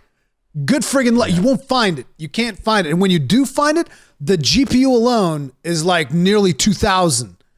So it's like the fact that it comes with all the other stuff, and it's pretty. This has got 32 gigs of RAM, an NVMe hard drive, 1 terabyte. It's got all the good stuff, and it's 3,000. It's not a bad price because like I've been trying to like build my own for a while, and it always ends up being like 6,000. And I was like, this is crazy. Yeah. And it's like it's I go to PCPartPicker.com and I cry when I see their average prices. I'm like, I just have to double it and say that's what I'm going to pay for in Japan. Yeah. Really, why don't you just have it shipped over? I'm like, shipping over PC parts. Yeah, that's a good way to get stuff broken. Get stuff broken and it breaks. Pay customs. How do I go through and then do customer service when I'm from another country? It's like, nah. Yeah, it's not a bad idea. It's not a good idea. I mean, it's So we're broke, guys. pain. Both of us are spending too much money. yeah, We're pretty broke. much. I just spent $1,500 on a new monitor. That's So, the like, other thing, because like now I'm gonna have to get a new monitor as well.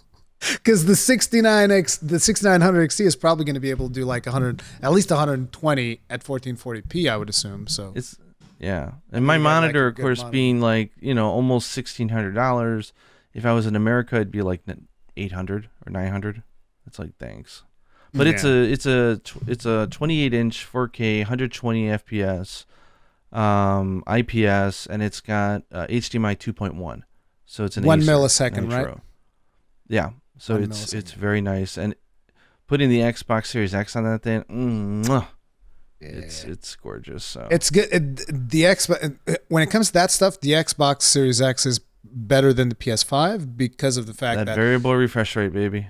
and they have They're gonna add that to the PS5 eventually. I don't know why they haven't done it already. it's again like developers. I feel like I don't know where the decision comes that a lot of times we still get games nowadays like, oh yeah, it's 30 FPS but it's 4K, and it's like, couldn't give rat's ass about the 4K. Give me frames, dude. Yeah. Just like earlier in my stream, I was playing like I was testing out an MMO that came out recently. And the first thing that I did was like I lowered the visual settings, like the game looked like ass, so that it would actually run properly. That's the first thing most gamers will do. We'll make most games look like ass to get the 60 FPS out of them. And if we can get even more, we'll take even more. We want the frames. Oh, yeah. I mean, then again, I have every time that I bring this up, a lot of people usually say, you know what, I actually prefer the visual fidelity. And I'm like, okay, I'm surprised, but like, to me, give me the frames. Give me them frames, all the frames I can get, as many as I can get, as fast as I can get them. Give me all of them. And on that note, let's talk about a game that, for the two of us, because we play it on Switch, actually doesn't have that many frames. Let's talk about stories too, because last week we actually we had Ungbat on, and we talked a lot about World and Rise and all of that stuff. We didn't really talk that much about stories too, and we recorded it the day of the Call to Roth update. Yeah. So I guess I'm going to issue an apology on our behalf. Yeah. During that, because I forgot to mention it. I noticed it when we did the podcast, and I forgot to mention it so that you can edit it. But I think we accidentally mentioned the name of like the secret boss, dungeon boss, the final boss. I think you mentioned it. And not me. It wasn't me. It was one of you. It was one of you. It was either you or Ungbat. It wasn't me. I didn't say the name. But it's group responsibility for not catching that. So apologies for that. But I here's the thing. Now that you mention it, I do remember that during the podcast I noticed it. I was like, but when I went to edit it, I forgot about it, and I was like, oh yeah. And snap. I was going to tell you, and I forgot about it, and I recognized it as well, and it may have been me. I can't remember, but yeah. Sorry about that, guys. But yeah, but I've had lots of time with the new update. How about you? I've farmed the crap out of one of the monsters of the update, which was Hellblade Glavenus, because he's got some of my favorite weapons. It's currently the new best blast gun lance. It's Ooh. weird. It's weird how in stories too, a lot of times you'll just get weapons and they're just straight up better. It's like you look at one weapon, you look at the other, and it's like, this one's just better.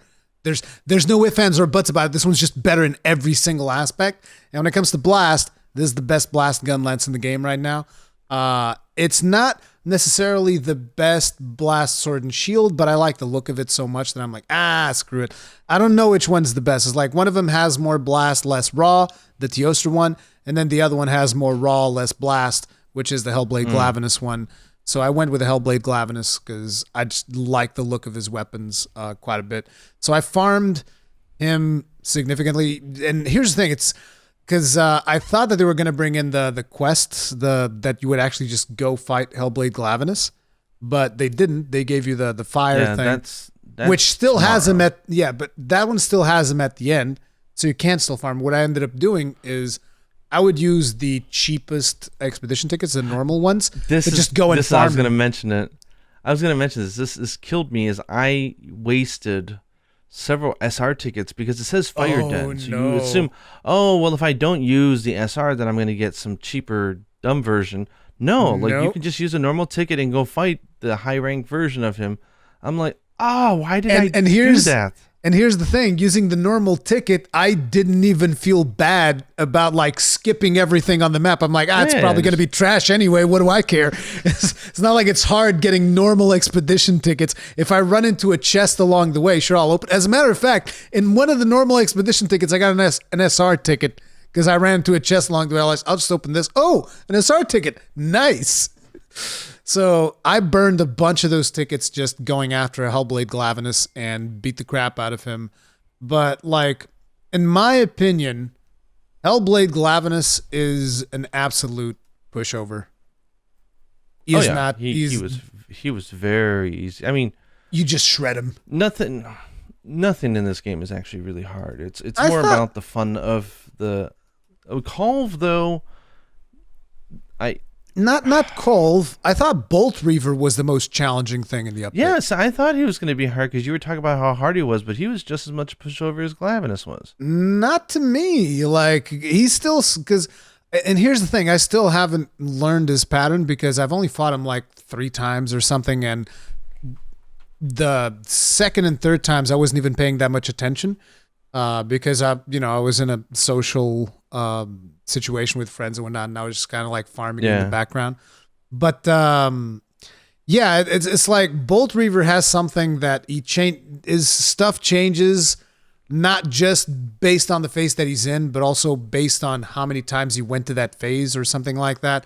So it's like the first time he goes into a thing, he does one type of attacks, and then the second time he goes into the same thing, he does a different type. Yeah. So I still don't remember. I still don't know exactly what it is. Probably most people by now know it because they've been farming it. But I haven't been farming Bolt Reaver because he has like 2 weapons. He's got like bow and hunting horn, if I remember correctly, and nothing else. And I was like, what do you mean? I was expecting to get a lightning sword and shield out of him because it's tough, right? Because I mean, they're trying to have they have a lot of monsters, right? And they did a really, really good job with the armor in that. Yeah, the armor looks fantastic. Some of the late armor, yes, it has a little bit more defense, but there's enough mechanics in the game that every armor in high rank is worthwhile. It all depends on how you want to play, right? Like I was just making like the Sand Barioth set for bow. Like they're legitimately good. But then you start running into issues like with weapons is there's only so many permutations and statuses that you can have for those, right? So you end up coming up to a situation where, like you said, it's just better than another one. Yeah. So it's like, and if they don't restrict themselves, it becomes much more of a glaring issue. So I can see why they're doing that. Like they're handpicking certain weapons and they're saying, okay, we can't give it to this because we want the Thunder one to be this, and this, and we can't come up with the difference. So, like, I get it. It kind of makes me wish that they had weapon transmog in the game, just because some of the visual designs are so cool on some of the other weapons. But I'm assuming they're not doing that because of PvP. Like, if there's absolutely no hint about what you're going up against, there's no defense. Like, at that point, you're just throwing a dice and hoping, like, oh no, his Velkhana hammer was blast.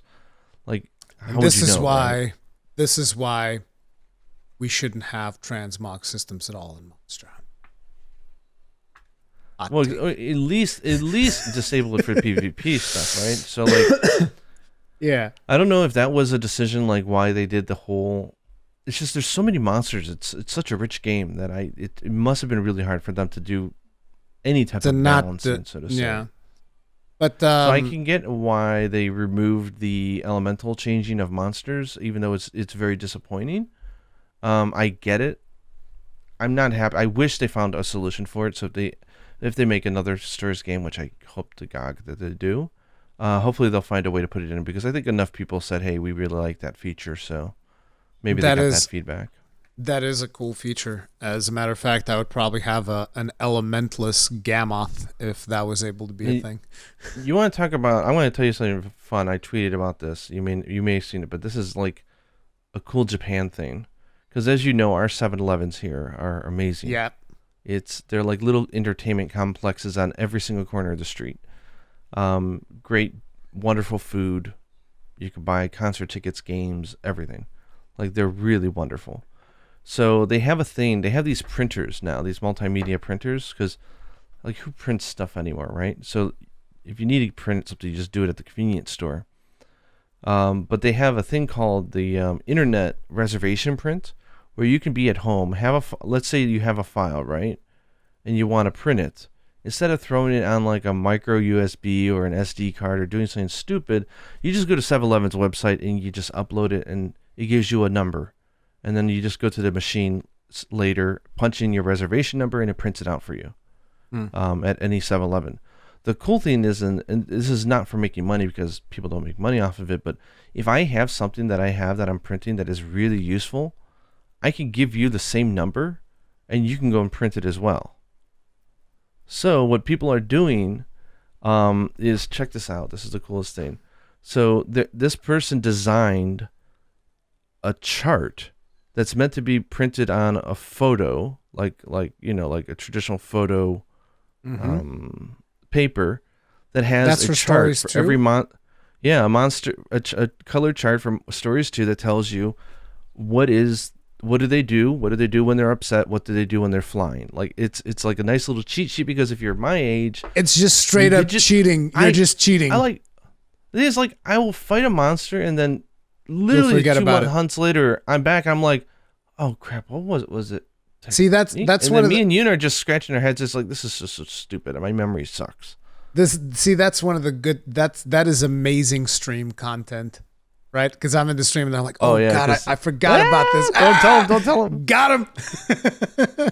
Yeah, so this is cool. So someone made this nice little chart for stories. So I just and it's 1 week only. They give the number, and then I was able to go print it, and I thought it's another cool reason why 7-Elevens are awesome.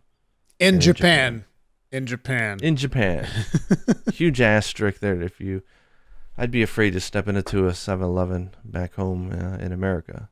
But so I thought Hellblade Glavenus was very easy. Farmed the crap out of him.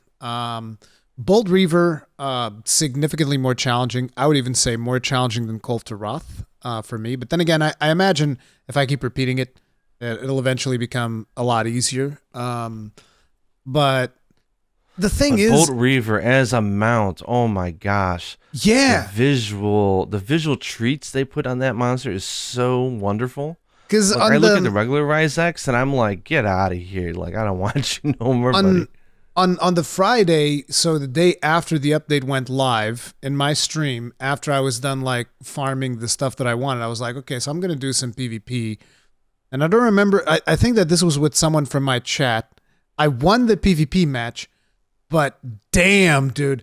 Like, he filled up the kinship gauge of Bolt Reaver and then just literally one-shot me. Just literally one-shot me, both me and my Monstie. Oh. And I was like, what? What? No, wait. No, wait. I'm wrong. It wasn't even the kinship. It's one of his attacks. One of his attacks is so crazy that will just straight up one-shot you. It's one of his skills. I forget which one it is. The one where he shoots like this blue ball thing. He just shoots a blue ball, big AoE happens, and it will just one-shot you. And I was like, I don't think they balanced PvE very well. I think it's more of just a fun little feature they added. It's not meant to be like serious, because there's 629 and those guys, they're making these crazy builds, I guess you can call them, that are just like, you just kind of like laugh at that point. But it's just good fun. There's a caveat though, which is my armor is weak to lightning because it's Basil's armor. Ooh. So, and I think that the Monstie I was using was Basil. So that might be why it one-shot me, but I was still like, damn. That was crazy. I still ended up winning. What I like is the texture on the monster. When you're riding him, he looks really cool.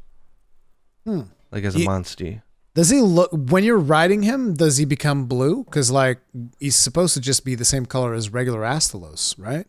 He's a regular color as Rathalos, but he's got this like animated like things going on. Like he's sparkling and zipping with electricity, and you could see it, and it looks really cool. Okay, that's cool. I haven't really tamed. It's like no, actually, it's like a Lamborghini compared to like a like a used car is Astalos, and Lamborghini is his Deviant. It just looks really good.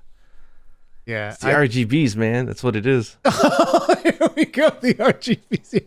Yeah, he just swaps his RGBs. He's got like a Razer keyboard going on. Yeah, Razer keyboard thing going on. Let me change the mood. Yeah, like, from green to blue, and here we go.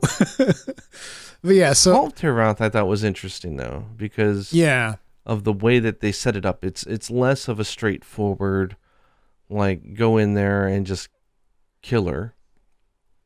Like they force you to do both an Astalos, a Brachydios, and then she's in the back of the cave. Yeah, so that was something that I wasn't super happy about because like I think it's an interesting quest to be like an intro, but then when you want to farm her, because I haven't farmed Kolv yet, but I can imagine that farming Kolv is a pain. I mean, I assume you can just go and kill her and not even bother with the other two, right? You still get materials. I don't know. I suppose so, but I've never tried. But I mean, we farmed her when we got her stuff all to max, and we did some of her weapons as well. But the thing that is a disadvantage for some people is that fight very much for the first phase, you gotta have Heartbreaker on that on your set. You don't, because if you do, I could kill her and she's still at like a third health. Her health just goes, zoop, it just disappears because Heartbreaker just the whole point of the first phase is to break all the parts. I farmed Yuna's game for her because she did not have a Heartbreaker charm, and she didn't want to use the Ivory Laggy Cruise set, which is really good against it. And I managed to snag her a Heartbreaker XL. After I managed to get it after like 1 hour of charm farming. I had one already, so once you have two Heartbreakers and you go in there, oh my gosh, it's just. And I mean, if you're going for speed, it's much easier to just have one player face because it's all you're going to get head to heads constantly. Yeah. But then the other player doesn't get the parts, which is pointless. So we did her a lot. So the way that I did it, the first time that I went in there with an NPC because I just was going to test it. And so I killed both the Astalos and Brachy. Those were obviously not that hard. Then I went on to fight her.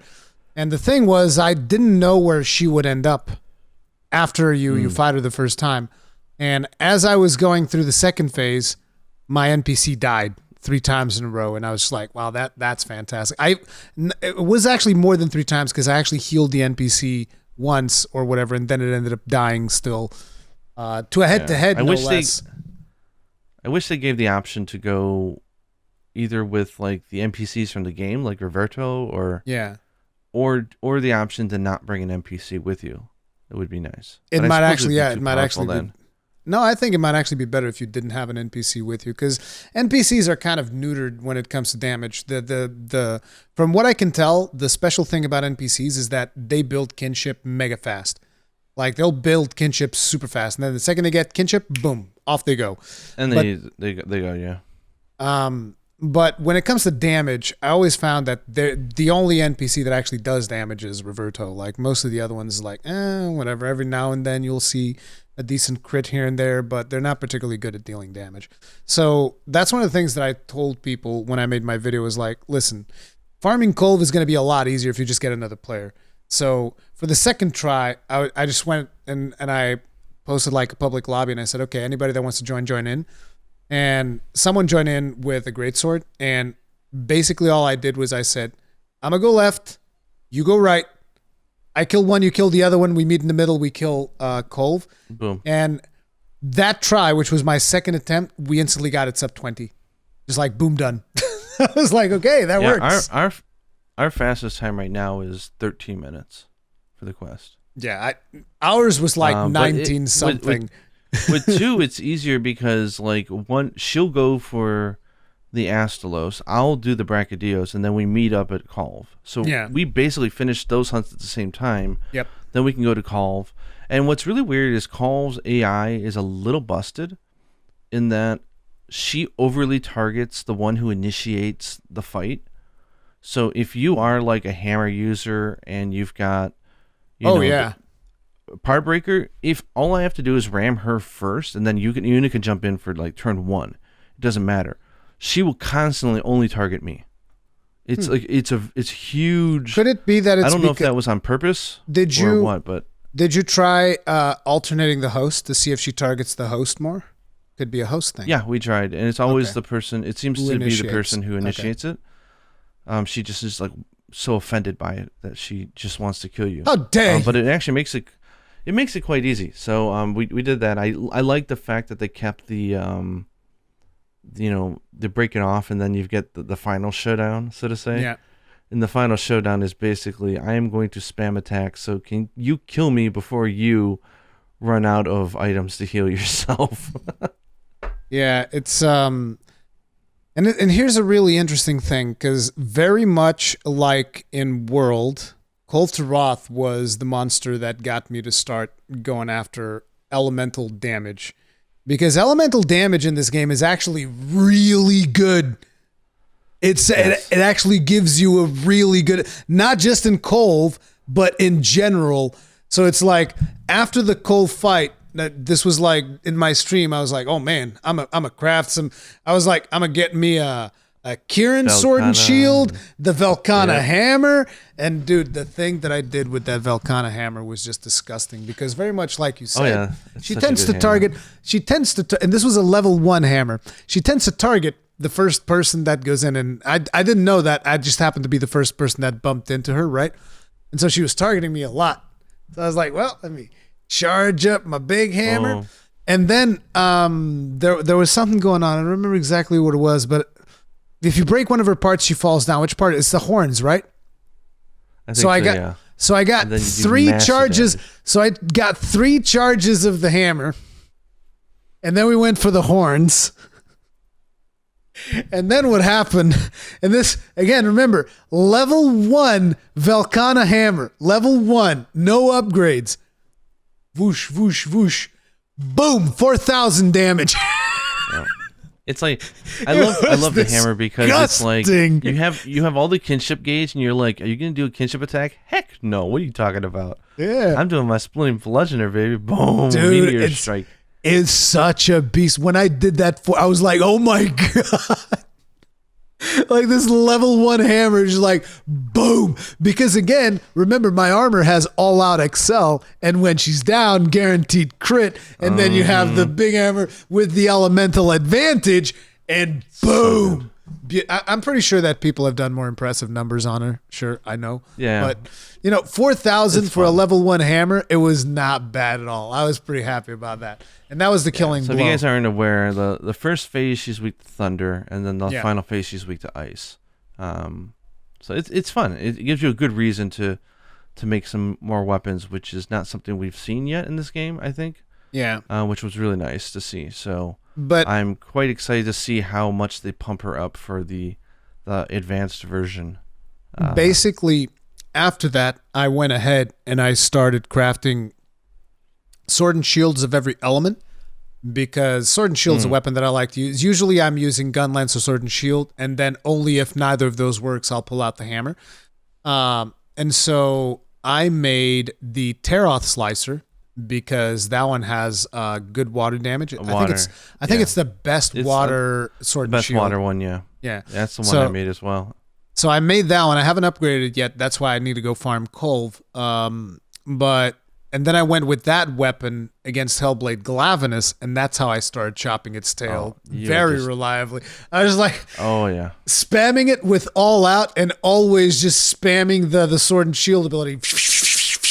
Tons and tons and tons of damage. If you knock him down and you get the pure crits, right, and you do just the normal like water slash skill, it's like It's so the beast. hit lag feels so good. It's like dopamine. It's like boom, boom, boom, boom. And you're like, did I just do like over 1,500 damage? Like what the heck?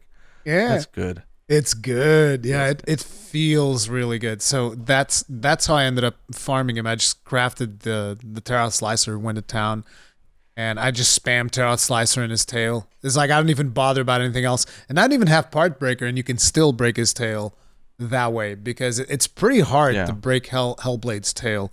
Although there are some attempts where I still don't bust it because I think it's actually because I end up dealing too much damage. So you deal, I crit it too hard. Now I'm not going to be able to chop the tail because it's going to die. Exactly, yeah.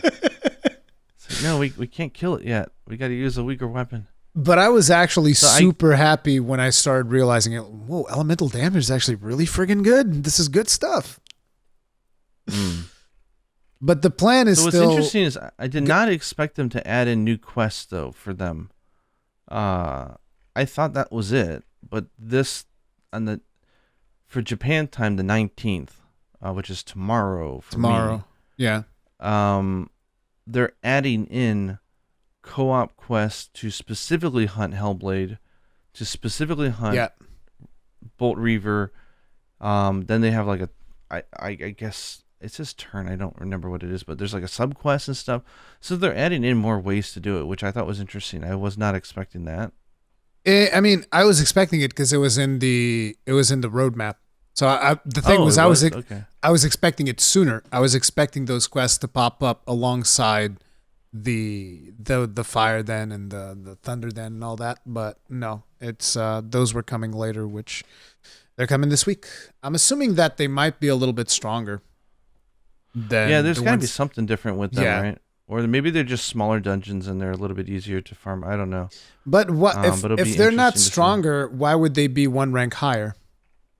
Because the other dungeons are 8 and that one is 9. So I'm assuming they're a little bit stronger, and maybe you'll get more materials, so it'd make it easier if you're farming their materials or something like that. That's what I would expect anyway. But I thought it was a really solid update, though. I'm super happy that they added in. And the Call of Armor looks really, really good. Like, they managed to keep it on the females pretty.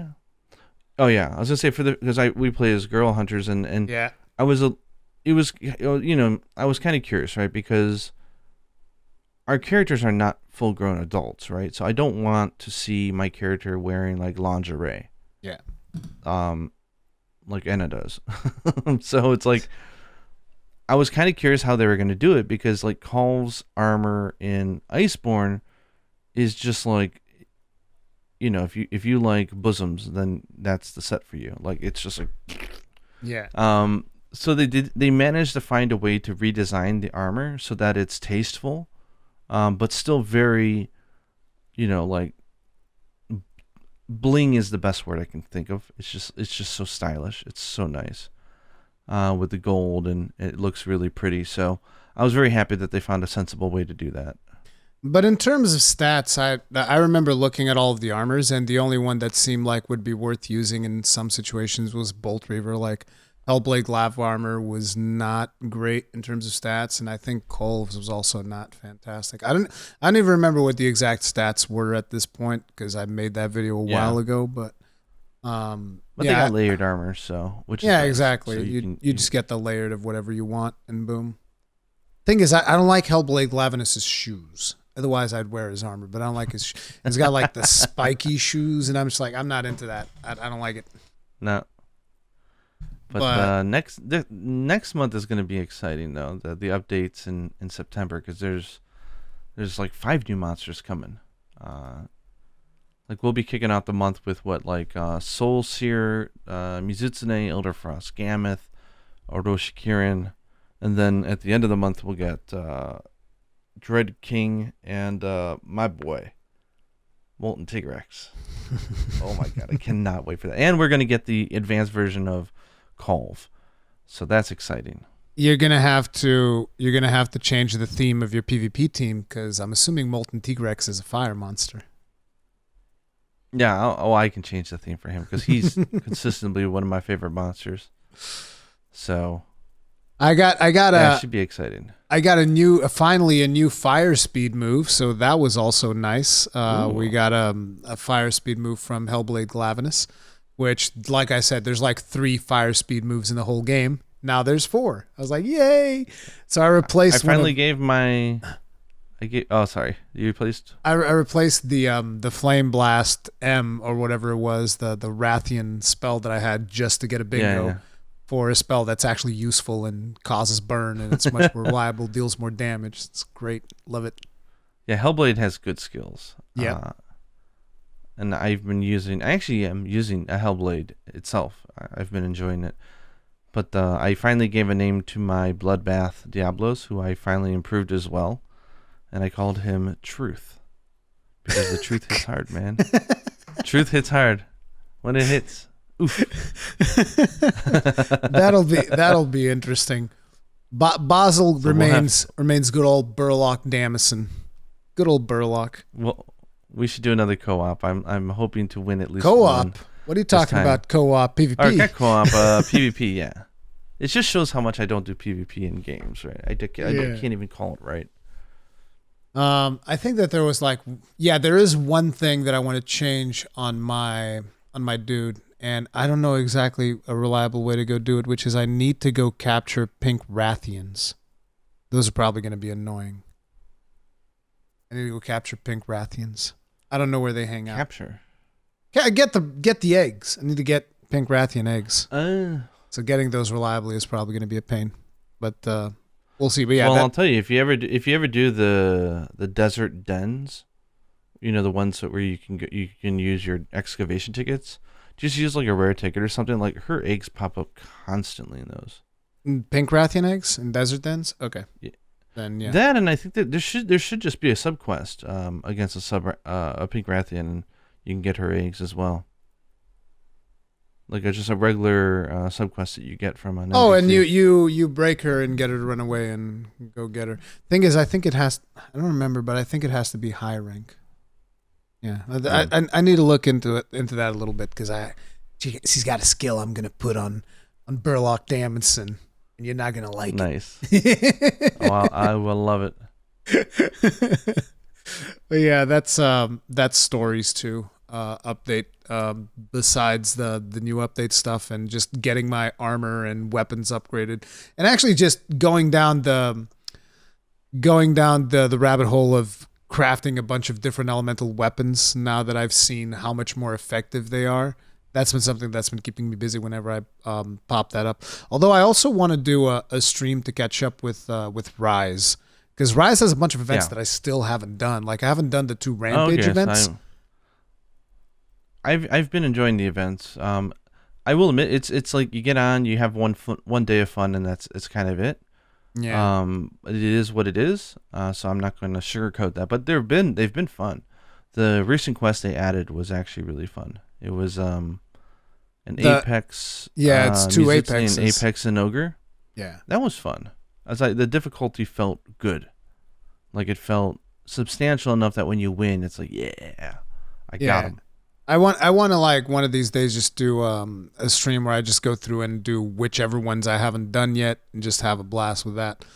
But I don't predict that's gonna take me too long. No, it shouldn't. And I think it's probably a good time to just put a pause on it and wait, and then have a bunch of stuff to do. Yeah, exactly. But we're still waiting very patiently for Super Quest to hopefully come. Like where they really buff up the monster as a challenge. So we just want a really strong Ibushi and Narwa and All Mother. So we're just waiting and waiting. Come on, Capcom, bring them out. Make stuff harder. Make it harder. Bring them out. Let's go. Yeah. So I've played so much that I'm more than comfortable considering I'm not done with the game. I'm going to continue playing it because I love it and it's fun. But for me, it feels like I've had my full experience, and I feel good with that. I've played it for like 750 hours, which is more than I've ever played a non-ultimate release. I've never done that before. You're way ahead of me now. Like I'm still. And I'm not a streamer. Like if people who stream the game, they can get thousands of hours. But like, I'm also not a student. Like I'm an adult, I've got Yeah, tons of other stuff I need to do. So to me, 750 hours was fantastic. So that is a at lot. this point, I'm feeling good with just occasionally booting it up to play and have a lot of fun. I still want to make a lot of videos, but Yuna's on summer break all month, and I'm prioritizing that, which everyone seems to agree is the right thing to do. And just having a good time. So like, I'm hoping they announce an ultimate version, and I think that will deliver on the difficulty that we want. Can't wait So for that. There's still people that think that ultimate version is not coming. There's no way. There's no way it's not coming, there's guys. there's no way they're gonna have the next Monster Hunter ready in time. That's Yeah. just way too wishful thinking. It's gonna take them a while. We've had that discussion Yeah. with the dates and whatnot. I have a whole video dedicated on it. If you're curious, when the next Monster Hunter is most likely going to be released, most likely. So the next thing then in the docket is obviously Legends of the Guild. Now, the way that we're going to be doing this is we purposely picked this to be the last topic of today's podcast so that we have a spoiler-free zone and then a zone where we go into spoilers, because after the spoilers, we're just going to end the podcast. So if you haven't watched it, first we'll talk about it and just give our general thoughts on the movie. And then we'll actually go into some of the spoilers and some of the interesting things that happen in the story. So for now, you're still in the spoiler-free zone. Gaijin, what did you think about Legends of the Guild overall? You watch it with Yuna, right? I loved it. Yeah, I watched it with We watched the Japanese dubbed version, and I put English subtitles on just so I can get a sense of what they were saying in English. The Japanese dub was phenomenally done. Like the dubbing was just very good quality. And we had a really good time because she does not like watching movies or shows. She hates it. She cannot sit still for 1 hour and just watch a video. She's got she'll watch YouTube, but she's playing games at the same time. Like she's got to do something. But she watched it, and she really, really liked it. Of course, we knew going in, just from the previews, okay, this is not quadruple A studio quality animation and stuff like that. So all we wanted was something that felt authentically Monster Hunter and fun. That is exactly what we got. So we enjoyed it. So I tried convincing, despite any shortcomings. I tried convincing my wife to watch Legends of the Guild with me, and that devolved very quickly within the first 5 minutes to her just looking at her iPad, never looking at the TV again. I was like, okay, Yeah. I guess you're just sitting next to me to keep me company then while I'm watching this. That's fine. But yeah, I watched the whole thing, and I thought that overall it was pretty good. There's a lot of Monster Hunter references throughout the movie, which is always good as a fan of Monster Hunter, which is interesting because today I was actually reading an article on my stream where it was very much a clickbaity title. I click on all the clickbaity titles because I'm always curious, but they're like how Netflix failed again or something along those lines, right? And so I'm going through the article and they're saying the fact that, oh, this is just for fans of the show and they're portraying this as a bad thing, and I'm just like, this is just for fans of the franchise and they're portraying this as a bad thing, and I'm just like, well, I mean, it's a Monster Hunter movie. Of course, it's for the fans of Monster Hunter. Who should it be for? What were you expecting? Should it be for people who don't like Monster Hunter? It's it doesn't necessarily need to have broad appeal. It doesn't need to be, to me at least, I don't think of it, oh, this needs to be something that literally everybody can enjoy. I'm fine having a movie that is specifically catered to fans of Monster Hunter. I think that's perfectly okay. But having said that, I do feel like there were a couple of pacing issues with the movie because, we've talked about how it's only 58 minutes long and they've had to cram a lot of information in those 58 minutes, which causes sometimes for the character arcs to not feel as authentic because, characters will think one way and then 5 minutes later they'll Immediately change it's their just mind. like they change their mind. That is because the movie is short and it has pacing issues, which is one of the big things that I would point against it. That's probably one of my biggest criticisms. It should have been a series. It should have been a series. Like they had the content that they had, and I mentioned this in my review, was it felt like there was a backstory for all these characters that should have been explored. I think it would have worked way better as like a 6-part series or something like that. Obviously, it seems like they didn't have the budget, or just a longer movie, to do that. Or just a longer movie, like a longer 2-hour movie, one. yeah.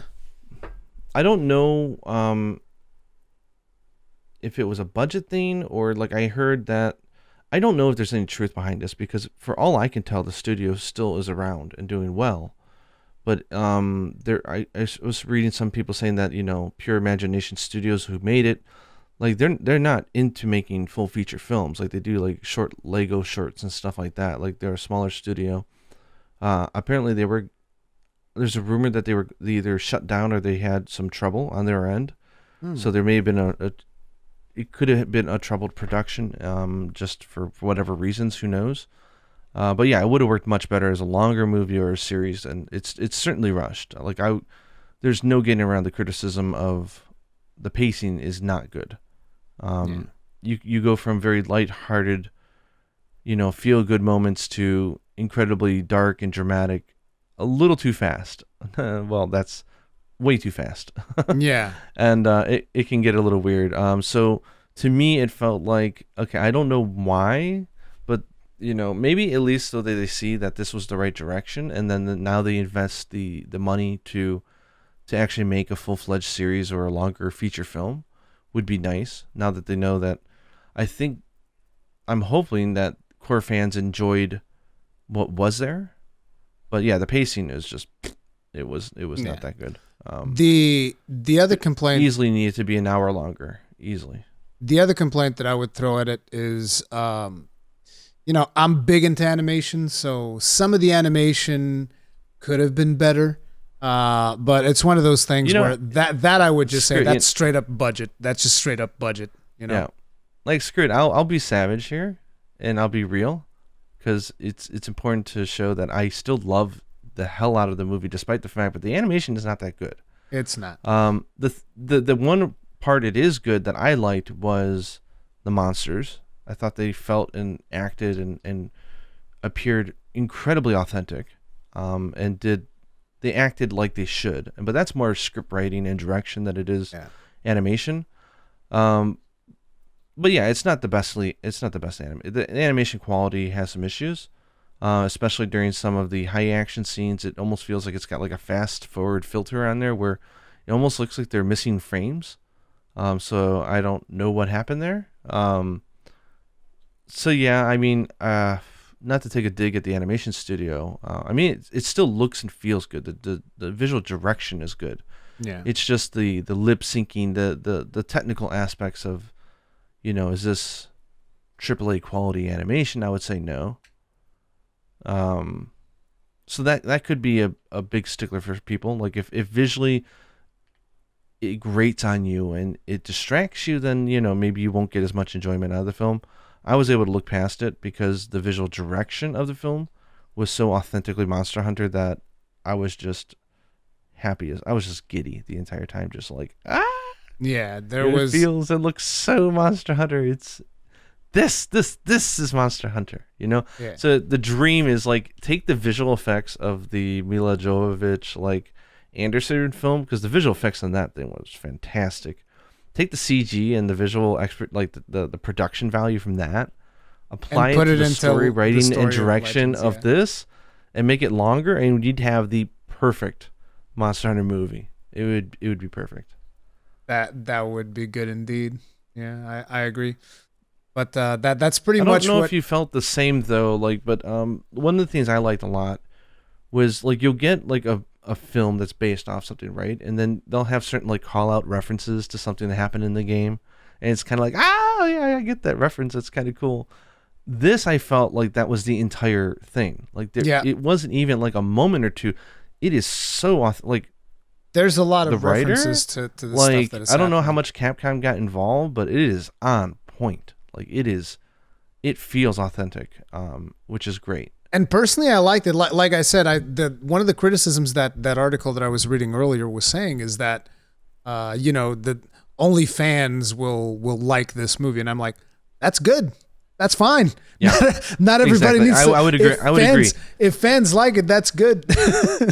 It assumes that you know and love Monster Hunter going into it, because I can't imagine what it would be like watching that without knowing the world of Monster Hunter. It's probably a very lackluster 1 hour, like, okay, well, I was bored as a rainy day and I put it on. Yeah. And the monsters were cool. But it was made for fans, which is why I called it a love letter to Monster Hunter fans.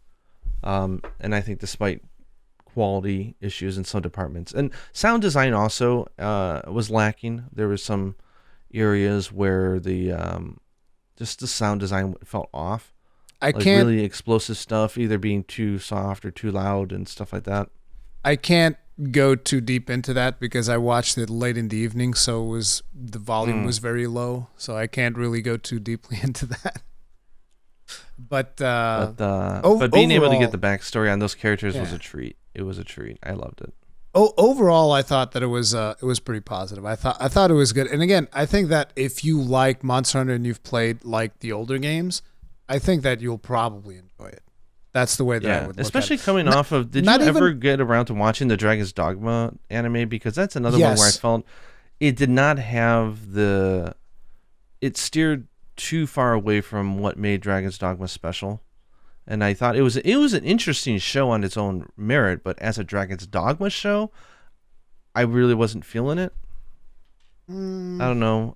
But this one I felt was more like, on point.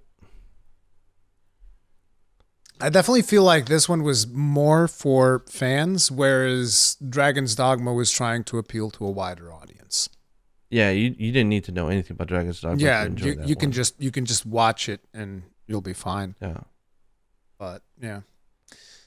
So I think that's pretty much all we can say without getting into spoiler territory. So if you still haven't watched Legends of the Guild and you want to and you care about spoilers, this is probably going to be your stopping point in this podcast. Thank you very much for listening. I was going to say we should put on like that warning music when a monster invades. But the thing is they need to revisit that because no.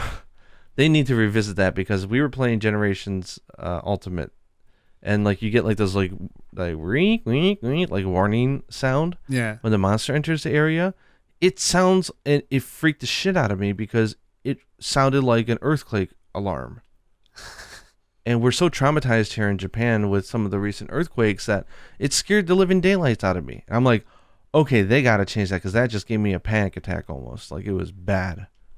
So hopefully they change that. But yeah, so if you're still here and you haven't watched Legends of the Guild and you don't want to know about plot stuff, get out. Thank you for listening to the episode. Yeah. And we'll see you in the next one. So happy hunting and all that good jazz. Exactly. So did I say that we're about to talk spoilers? Spoilers. Yeah, spoilers. Spoilers of the Spoiler anime. alert. We're going to talk about spoilers of the anime. In 3, 2, 1, welcome to Spoiler Town, baby. Spoilers. So get out if you don't want the spoilers. So, one of the things I really liked was that at the start, it was pretty much the opening of Monster Hunter World. I thought that was really cool. I really like how they tied it together. Like, you had looking back on the perspective of the beginning of Monster Hunter World was a cool thing to do. And didn't feel tacky either. It felt right. Yeah, I was just like, it's Monster Hunter World? I thought this was going to be referencing more of the old games. Like, what world? Oh, this is awesome. And they had what's the name of it? The crossbow thing in the arm. I forget. Slinger? The slinger, yeah. They had their slingers in the arm and whatnot. And I was like, that's cool. They were talking about Zora Magdaros. It also explains why the serious handler has a thing for Aiden, in my way. The way I feel it, like she's on the boat, and I don't think that they had a long relationship based on the way that they were talking. It felt like they were meeting each other. But she's so loyal and she's so into him in the game. Maybe not romantically up front, but I think it's because the story that he told, like it was the greatest pickup line ever. He's like, damn, this boy is loyal. He's hardworking. He admits his own naiveness. He's experienced. Yeah, I like this guy. And then from that day forward, that was her man. She put it all behind him. Yeah. Remember, when she joined you, it was just temporary. Yeah, but because she just wanted to get back to Aiden. Aiden, he's the one. Yeah. So, Best boy. I actually don't remember this, but Julius actually shows up. Where is it in 4U, 3U? When does Julius show up? Because I don't remember. They're from Monster Hunter 4. From Monster Hunter 4, Monster yeah, Hunter exactly. 4 I thought Ultimate. it was 4. So yeah. for everybody in the West, it would be for Ultimate, but they actually had the first half of the story. If you notice when you play it, it has them, and then the second half of for Ultimate is like a very focused story about them and their master in Dundorma, which is the Hunters Guild headquarters. So they were there from the very beginning of Monster Hunter 4, and it was like the first time Monster Hunter ever really focused that heavily on a narrative of another caravan, so to say, of characters doing their own thing, while you guys were doing something else. And I'm so happy that they chose these characters to focus on and to flesh out. I think it's because they really do, they're such a good representation of us in the game, of hunters, the elite, and the lore, and just like the personality quirks of them is so funny, because the ace commander is so socially awkward. Like, people, he sounds really weird, or like he's got a stick up his butt, or whatever the correct phrase these days is. He's just awkward. It's like, he's like that in the game. That's exactly who he is. Dude is socially inadept. He's not, may our bondage last forever type of, I said bond, not bondage. Like, he's a weirdo. He's funny. Yeah, he was cool. It was cool to see him in that context, as well as the other characters. The study one with the insect glaive. I don't even remember. Yeah. I'm terrible with names. So do you want to just go random, or do you want to start going through it chronologically? That might be easier.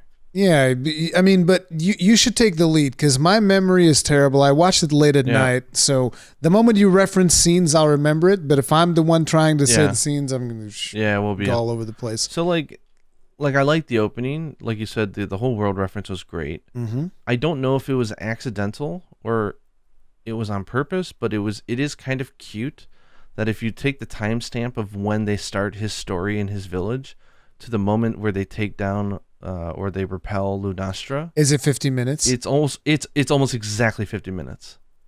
Which is I think it's a happy accident, because obviously they're not on that quest the whole time. But it's just kind of funny. Someone pointed it out, and I was like, yeah, that's kind of funny. That is but like cool. The village was cool. It had like Kokoto Village vibes, but it wasn't like a mock off of it. It felt like a village feels, rural villages in the world of Monster Hunter. It felt right.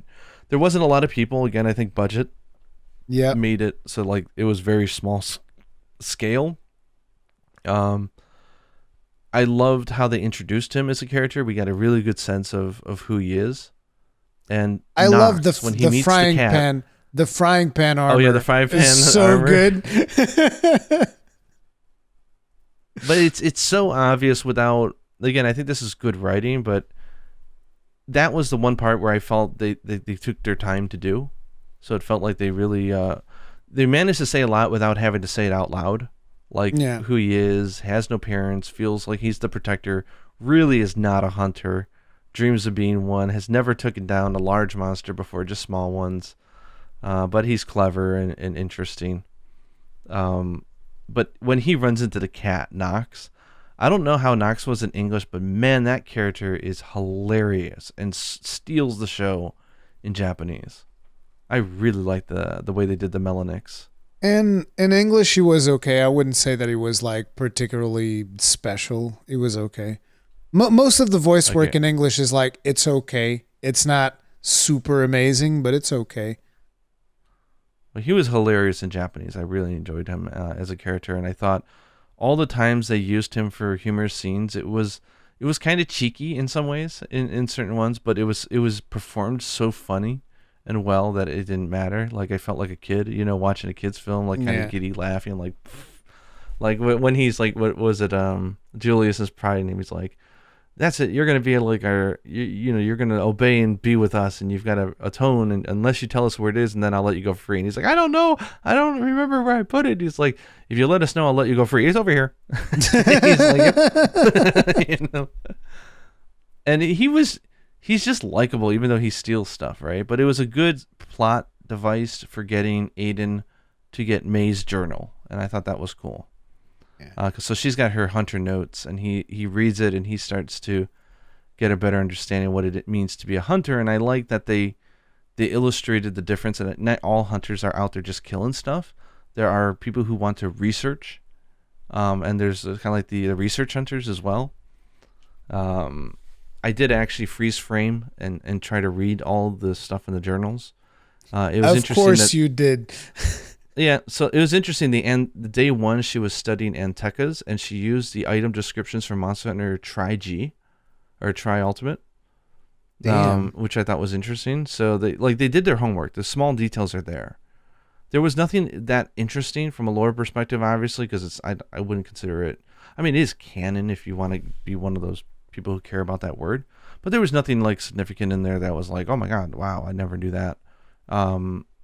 But I thought that was cool, the hunter notes thing, and him going in there with the hammer to like smack around the cat was so funny because like the hammer was so heavy he couldn't even. It was a bull in a china shop situation, except it was even clumsier than that because he was like, he couldn't hit him at all. The chemistry between those two I liked a lot. I thought it was almost like, because even though he didn't seem particularly upset, in my head canon, it was like he went to get the hammer because he's mad. He's gonna bring the big hammer over to the Palico's house, gonna break everything down. How dare you? You know. Yeah. But him meeting Julius, I thought was neat. Again, the battle sequences could be animated much better, but the way the monsters acted is so on point for the game. Like the camera cuts, the specific attacks they do is so authentic that it was really neat to see. There was one monster that I felt was not as accurate as the other ones, and that was Nursilla, because the Nursilla fight is so chaotic that I guess it's just kind of like hard to properly portray Nursilla. Because like Nursilla has a lot of those things where she kind of like stops moving and then attacks, and then retreats and stops. And then she didn't do any of that. She's just going like attacking all the time, and I think she does like a couple of swings, right? But not that much. At least I didn't think that Nursilla was as well portrayed. And also, even from like a design perspective, like Nursilla felt very alien to me. But that was like the one monster. The other ones felt fine. But yeah. I mean, for that one, I actually almost feel that the lack of technically good animation there almost helped it, because it was so comical. Like when she spits out her net and he's captured, it happens in like one frame, which happens in the game, and it's so comical. I thought that was funny, but that scene was basically there to set up May, who is like she was adorable. I thought it was really cool how she basically surfed in the Kinsect, and I was like, "Whoa, when can I do that in game? That looks like fun." But I want to see more of that, where this idea that the Kinsect can have a name and it's a character, like that was cool. That I thought was on point. But yeah, that was that battle could have been choreographed a heck of a lot better. Mm-hmm. The Nursilla encounter, but I think the ultimate, getting them to run into May and then the whole like trying to introduce her character, I felt it worked pretty neat. I don't know if it was accidental or if it was on purpose, but there was a few scenes, it almost felt like they were sticking up a middle finger at the Hollywood film, because they're like exact moments pulled from the exact same film, but in actual correct Monster Hunter context. One of them is Julius teaching Aiden how to use the dual blades. We get like a small cut of maybe like 3 seconds of him on the hill teaching him the movements of the dual blade, and it very, very highly mimics the training sequence with Mila Jovovich, but without like the weird like forced humor of it all. Hmm. Like with the, oh, it burnt my hand. Why didn't you tell me it does that? Like there's some on switch or some shit, right? It's just like Dual blade goes brrr when you turn it on. that, and and it was just trying to connect to the theme of like balance and harmony between hunters and monsters, because Aiden thinks hunters are badasses that go out and they just kill monsters, and Julius is trying so hard to tell him like that's not it. Like I like it's illegal to go hunt monsters. I like the fact that they reinforce that theme so that even people that are maybe newcomers to Monster Hunter realize that like we're not just out here killing. Like sure, in the actual game and in gameplay mechanics, yeah, that's what we're doing. We're out here just killing monsters left and right because that's fun, right? But in the actual lore of the game, that's not how it works. You don't just go through the game and murder 1 million Lunastras. That's not how it goes, okay? One Lunastra is a big friggin' deal in the world of Monster Hunter, and I think they do a good I would job assume that the guild, being like almost like a government, they need money. So I think they accept they accept hunt requests for some really stupid reasons sometimes. Like you'll see like the requester and they're like, my boyfriend is stuck, please kill him, or something. It's something stupid. And you're like, really? The guild gets commission from that. So like maybe they're just, they gotta take some of the grunt work as well just because they want the money. They're in it for the money. The resources. They're in it for the zennies. I've been telling everybody for ages, listen, the guild is up to some shady stuff, I'm telling you, and I can't I want the guild's X-Files, okay? I want the guild's version of Mulder and Scully, all right? That's what I want. Well, then you the get guild's to the point where, X-Files. like, Julius is in there saying, there was a time where people started hunting for sport. And it got out of control, and the balance between nature was upset. I'm like, okay, they're totally calling out the whole Fatalis situation here. Equal dragon weapon, Gaijin. Shut up! No. He didn't say that they were dealing in alchemy. I know. I'm joking. Dark magics. Yeah, Fatalis was the balancer that put humans in check and said, "You wanna poach nature? We'll poach your ass too. Like, stop it." That was interesting. What happened after that? I'm trying to remember. Okay, so the pacing issues, I think, there's a few areas where it's really bad. And the one is the flip-floppy between Julius wanting to accept or not accept the idea of stopping the Lunastra. That was all over the place. Wasn't that One, he's like, no, you shouldn't do it. You have no idea what we're up against. We need to evacuate, and she's going to destroy your village, and there's no ifs, ands, or buts. And then he's like, okay, let's do this. And then he's like, no, you suck. Okay, let's do this. I'm like, ugh. It's like, first he's like, oh, okay, so Aiden is he's going to try real hard. He wants to protect this village. Okay, I'm going to help him do it. This is fine. And then they do one fight, literally one hunt. They do one hunt together, and it's like, Aiden, you're an idiot. I quit. It's kind of imagine you bring someone into Monster Hunter, right? One of your friends, and you do one hunt with them, their very first hunt, and you're like, dude, you suck at this game. I'm not playing with you anymore. It's the same thing Julius did. What is kind of disappointing, though, is that there's an actual narrative reason why that happens like that, but they didn't have the budget or the time to explore it and really explain how traumatized Julius is. Like, that's, if you played Monster Hunter Ultimate, they go into this in great detail. But he is incredibly traumatized by, he was basically the ace cadet back in the day, trying to prove himself, trying to put himself out there, getting a little reckless, and he almost got his master killed. And he has tons of emotional baggage because of that. And so he feels that he's a cursed asshole and doesn't deserve the title, and he's trying to redeem himself by being the best guild knight he can be. But when he sees Aiden going not only in the direction that he was, but at times 10,000, because Aiden is just like that type of kid, like he's like, this is going to go down the wrong path. I've done this before. I'm pulling the plug. I see what's happening here.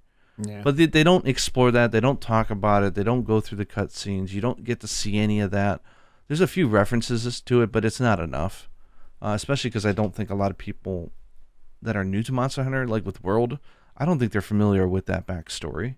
Yep. And it has to be paced out slower, because he just seems like a really, like, what happened? And like like you're saying, he just changes his mind all of a sudden. It's like, wait a second, you just said something, and it was supposed to be that emotionally impactful that now all of a sudden I'm like, you're right.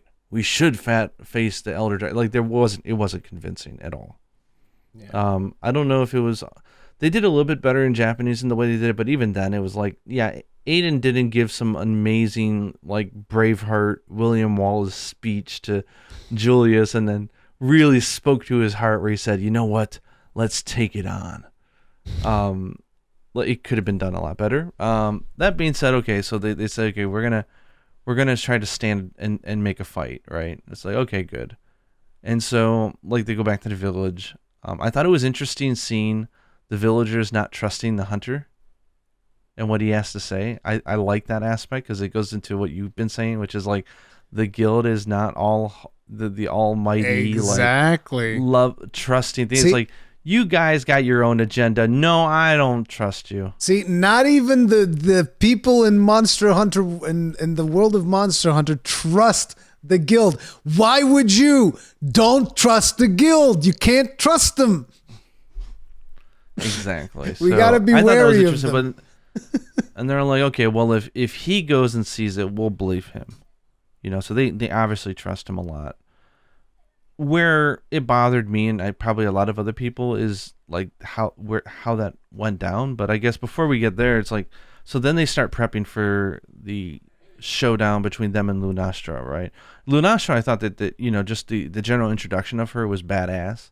Like, she seems like stupidly powerful. Yep. I wish they would have shown a little bit more about why she was so agitated, because I do like the idea that elder dragons are not necessarily a threat just in general, but they're moving on their own timeline, right? They've got their own agenda and thing going on, and they linked it into the events of Monster Hunter World, which I thought was cool. Like, the migration doesn't happen every 10 years. It's a new thing that's been going on, and whatever, so not. And, they go forward, and they don't care what's in their path, because why would they? And I'm assuming that Lunastra was agitated because of other monsters, putting up a struggle because they don't want to be chased out of their habitat, but we don't actually get to see that. That would have been nice to see. Some justification to her behavior, yeah. Yeah. But the menacing aspect was done well, because she's an ass. I can't stand her in the game. So it was nice seeing her being... And I also thought it was I don't know if it was on purpose, but it seemed like a really funny reason why...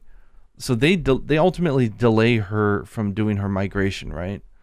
And it's kind of cute because she wasn't in World and she came later in Iceborne, right?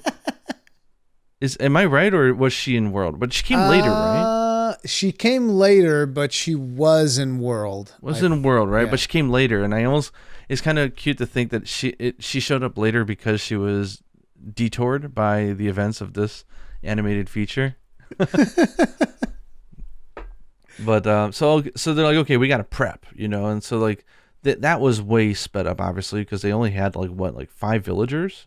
So it's like, really? Are they prepping an entire village overnight? Then they go to see the blacksmith, and that's... No, before that, that's when they fight Devil Joe and... Oh, yeah, and I forgot to mention the other point where they kind of like mimic the movie, the other film, was Nox talking about the tale of Nerscylla and how it could be useful with the poison. And I was like, they're like using the same troops that the Hollywood film used. It was kind of funny in that regard. But anyways, so yeah, so they have a hunt where, wow, sorry, where were we going? It was Kongalala and Devil Joe. This sequence I really enjoyed. Yeah, it was very good. Because Kongalala I like a lot, and we had just faced him the day beforehand in Double Cross. Oh. So Yuna got to face him, and she really liked him because like he's funny. I was hoping the bonk, like pumping up his belly and like the triple swipe in the back, lay on the back and everything. Like I was really hoping that Kongalala was gonna poop on someone, but he didn't. I was like, "Aw, just a breath. Aw, I want him to poop on someone, just like literally poop on someone. That'd be funny." But it was cool to see how she got paralyzed on the breath. Like, ah, she just like stayed like that the whole fight. I'm trying to remember. Was that the fight where when she got hit, it made her like she was high or drunk? Was that the hunt, or was that the later one? No, it was this one, I think. Yeah, it was. So she got paralyzed, but afterwards she's like, "Oh, what's that? It's a monster!" Ooh. And she's acting like she's totally high off her ass, like she was, like she's got the good medicine in the hospital, you know, like the good cure out. And it was so cute because she's an adorable character. And then she snaps out of it. It's like, dang, it's good to have you back finally. It's like, I thought that was, or like she's like laying there and her Kinsek is dragging her by the foot. And she's just barely escaping all the mayhem that was really hilarious. It was really well done. Yeah, it was pretty funny. And I liked the whole, like, they trapped him in the pitfall trap. And it's like, yeah. And then he's I didn't even need to use all the things. You fucking idiot. Another one cool thing that I thought while that was going on was how that Kongalala just turns around and goes like, "Yeah, I can mess up a Devil Joe, no problem." I was like, "That's the bravest Kongalala I've ever seen, dude. What are you talking about? That's like your fur is literally pink, dude. What the hell do you think that Devil Joe's gonna? You're like a piece of cotton candy. What do you mean?" Joe was awesome. I thought he was shown off really well. I thought it was interesting how they paralyzed Joe, and Joe's just like sitting there being paralyzed. That was really cool too. Yeah, the details of that fight were really fun. I liked it a lot. Yeah, that was a lot better than Ursula one. I would say that was. I mean, there's only 3 fights or so in the entire thing, or 4 if you want to be technical. This was like the one, and I thought they did this one really well.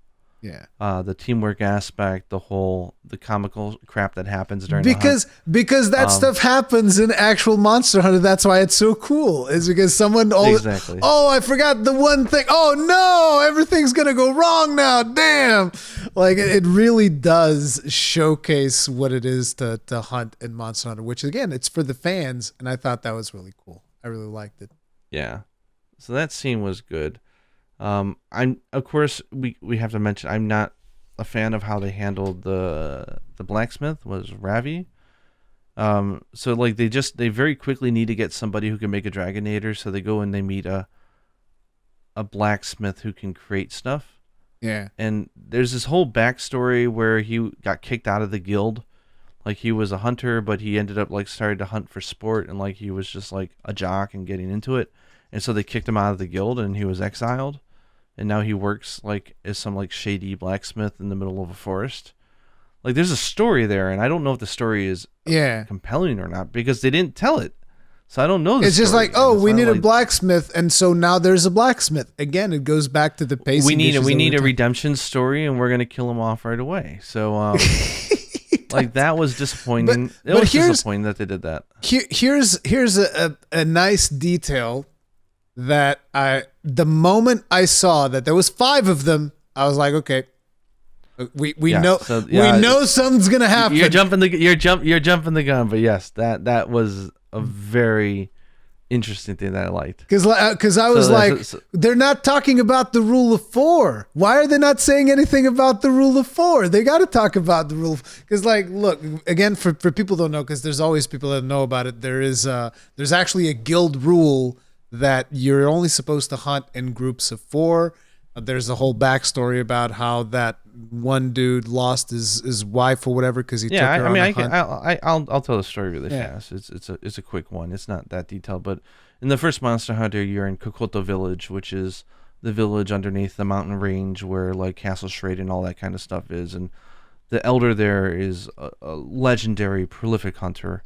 One of the first hunters. He's an old Wyverian man by the time you meet him, but like there's all these tales about like how he bested a monoblos after fighting it for days, and That's why the guild has Monoblos quests that are always single player only and never in the hub, because it's tradition to prove your mettle as a hunter.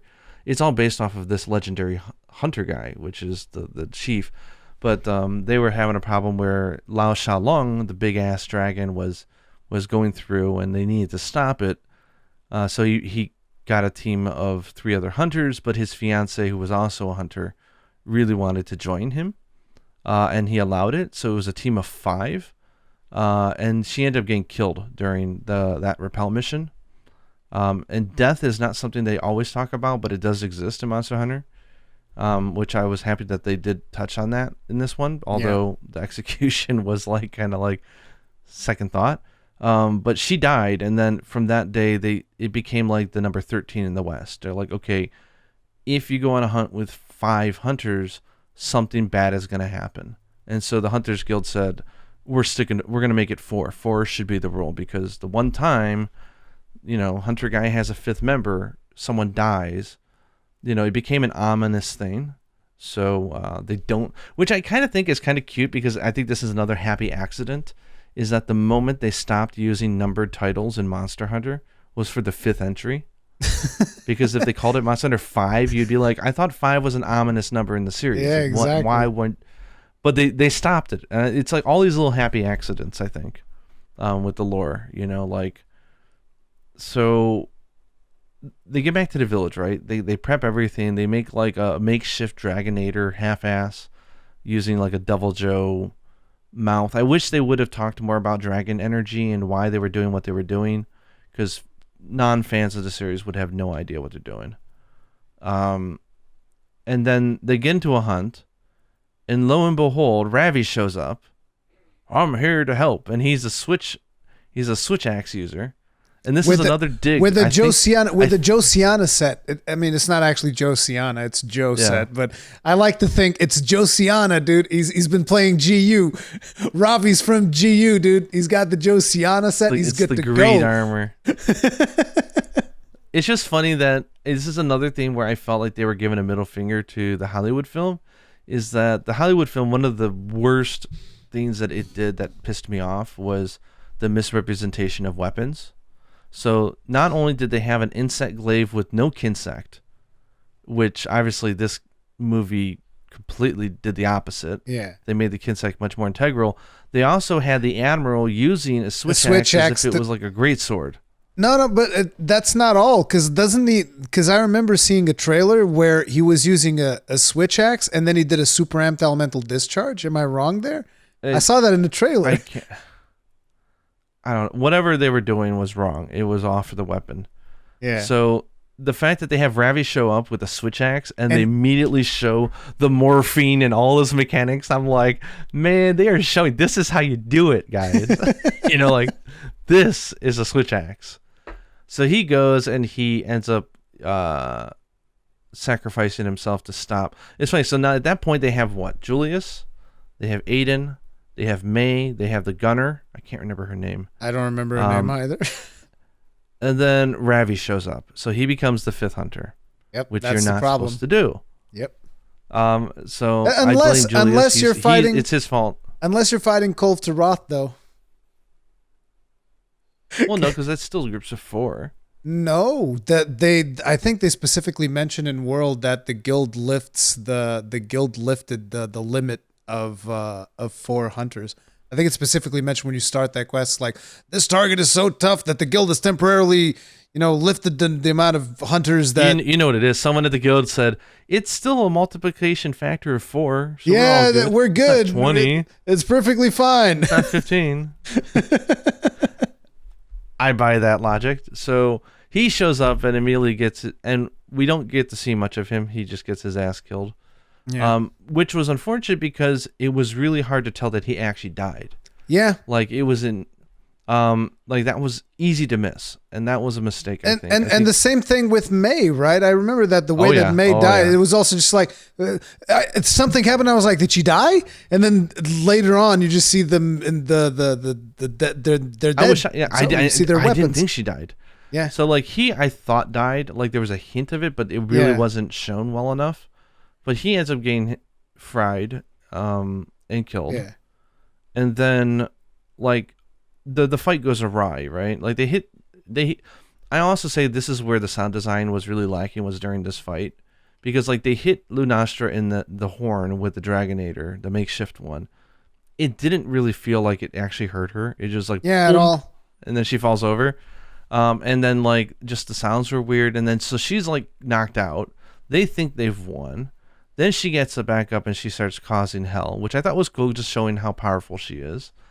But like then you get like the next sequence, which was, I mean, at this point they do have a problem of logic, where it's like their whole idea was we want to avoid leaving our home because this is our home, God damn it, and we don't want to lose our village. She burned everything.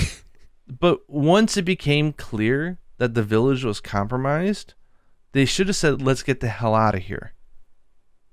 But instead, they're like, we're going to stick and fight and let everything burn and everyone die. I'm like, that's we're gonna destroy our dam too. Like, do everything. I guess at that point, they were just like realizing that they were in over their heads. And if they didn't do something drastic, it was more that the village was already given that it was going to be destroyed, but they didn't want to lose their lives. So the thing is, it went by so fast that we don't get any of that logic. So we don't know what's going through their heads. And then May, my girl, my sweet summer child, May, she has a sequence, right, where she's fighting Lunastra, which I thought was cool. And her Kinsek gets hit. And I felt that in my heart when it got hit. I was like, oh, and it extracts and it comes and it buffs her up. I'm like, oh man, now she's going to be doing like multiple hits because she got the red extract and she had a really nice little sequence there. And then like Lunastra's like, I'm going to do my cheesy ass blue fire explosion move. And just like, and you don't know it because you don't see it, but that kills her and it probably kills someone else as well. Yeah. I'm like, what the fuck? But it was so like, it was really cool that her Kinsect essentially died to bring her the extract. That was a really cool moment. It was like, oh no, you never think about the Kinsects dying when you're playing Monster Hunter, and then here they're just like, see, this is what happens if you're not careful with your Kinsects. Always sending them out into the middle of monsters and whatnot. So, and then then they had a scripting issue, I think, when it came to Aiden coming up with the realization that he could use the dam to divert Lunastra and essentially destroy his village, but save the rest of their lives and repel her. Which again, what's the point of repelling her if your village is dead? Why didn't you just leave? Like, they didn't go through that, but like, so he's like, oh yeah, we gotta fight with a stick. It's a balance of nature. I think what he was getting at was, hey, she's a fire monster. I bet she don't like water. So the logic was a little loose there. And it's also... So he goes and releases a dam, right? It was also weird to see Julius fighting with a sword and a stick. I know. Wouldn't it be better off using a shield? Just use sword and shield, Julius. You'll be fine. Dual blade users, man. Yeah, dude. They'd rather fight with a stick. Toxic. Exactly. I do like, I have to call out, I love how the gunner saved the day all the time. Like, it was just showing how much a gunner carries the team. Hey, let's not go too far into that. Yes. So anyway, he blows the dam, which repels Lunastra. And then we find out for the first time that May died. And that was like, what the hell? And me and Yuna were both like, what? Because they had the little thing with them, and I was like, that's horrible. But because they had to rush through that whole sequence, we don't even get an emotional response from the characters. Yeah. Except for like, thank you for your sacrifice. Let's go. Like that. Happy-go-lucky. We're ready.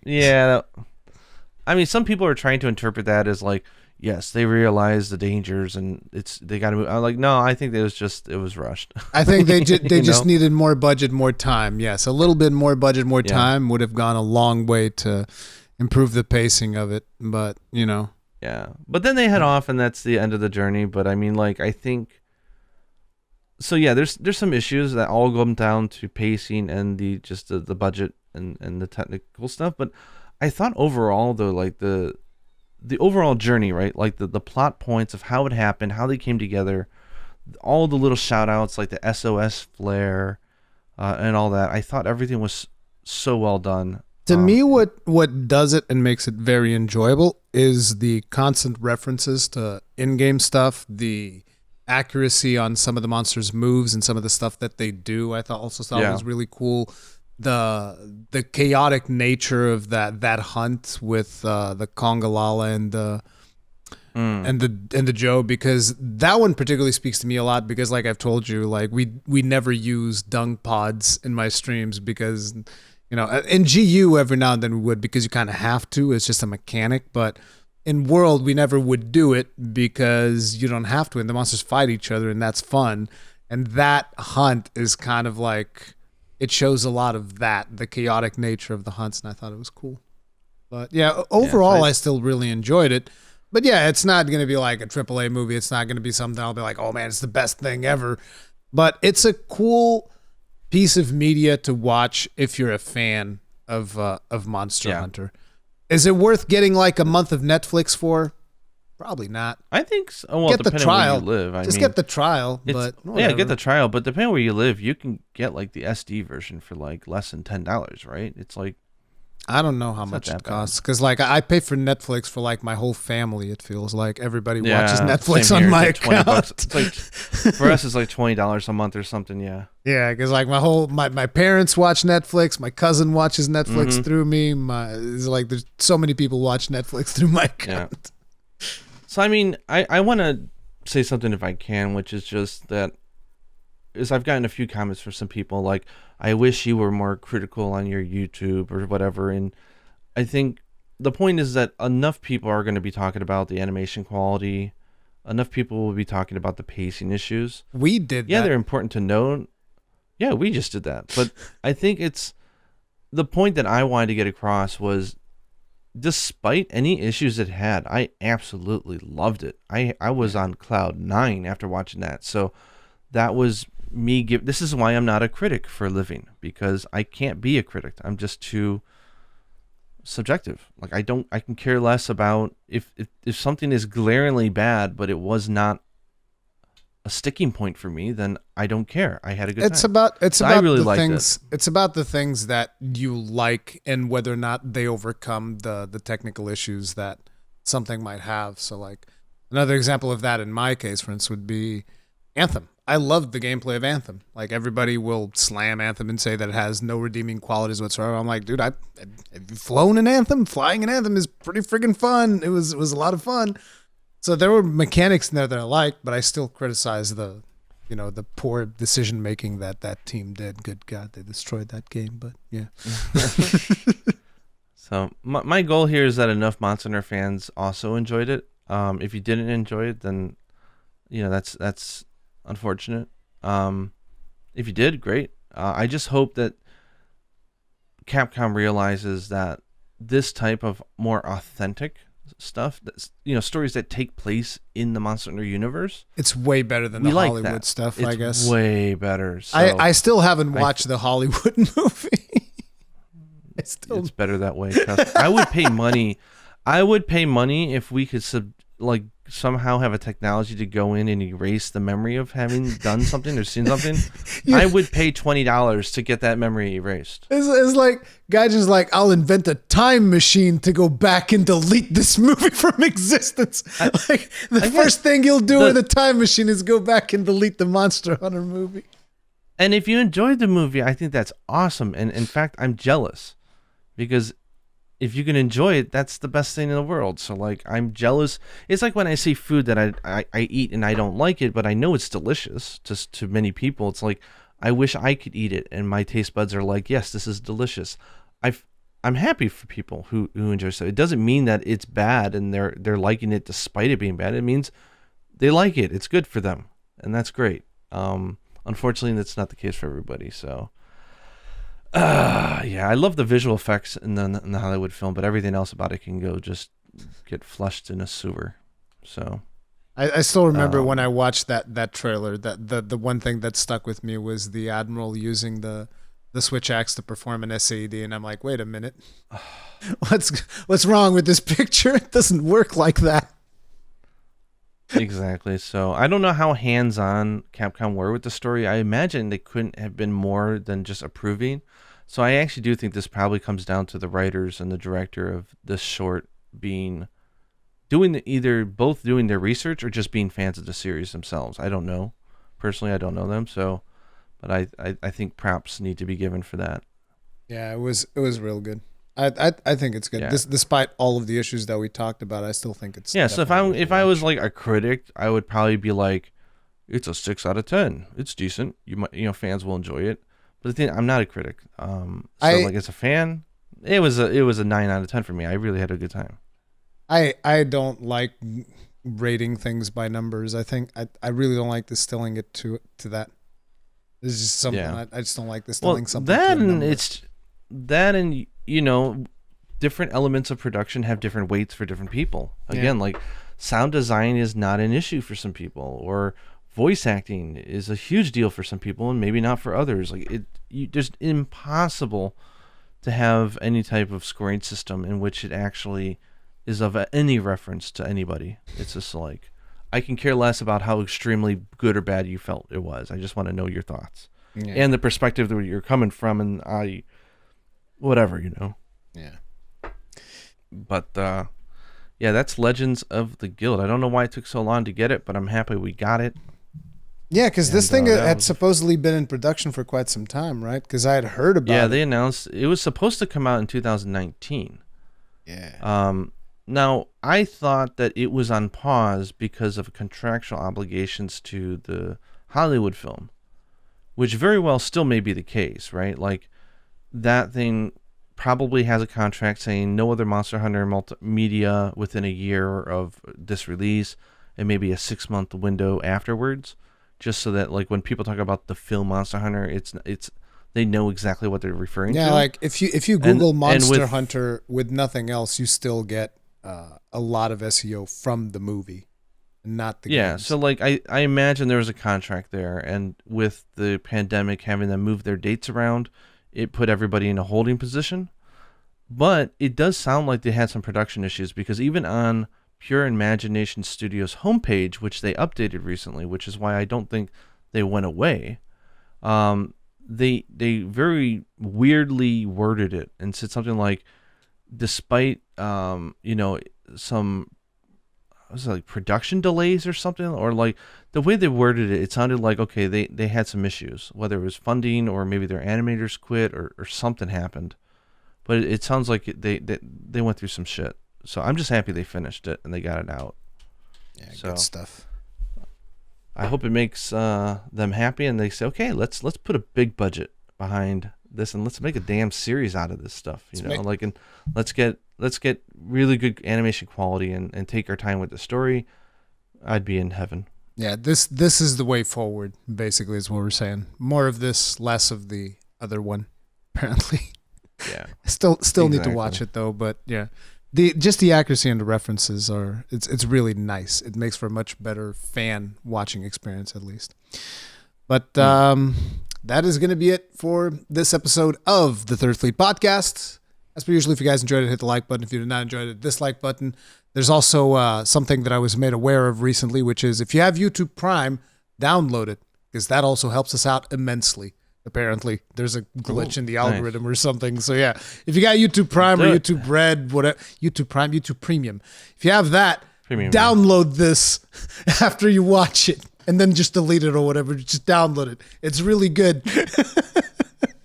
But anyways, guys, that's going to be it. Thank you all very much for watching. As per usual, links to all things Gaijin down below. You going to be working on anything soon, or still just taking time off, enjoying playing video games with Yuna? Yeah, Yuna still has 2 weeks on summer break, so as much as I'm dying to create content, my focus is on being there and giving her a good summer break despite not being able to go out.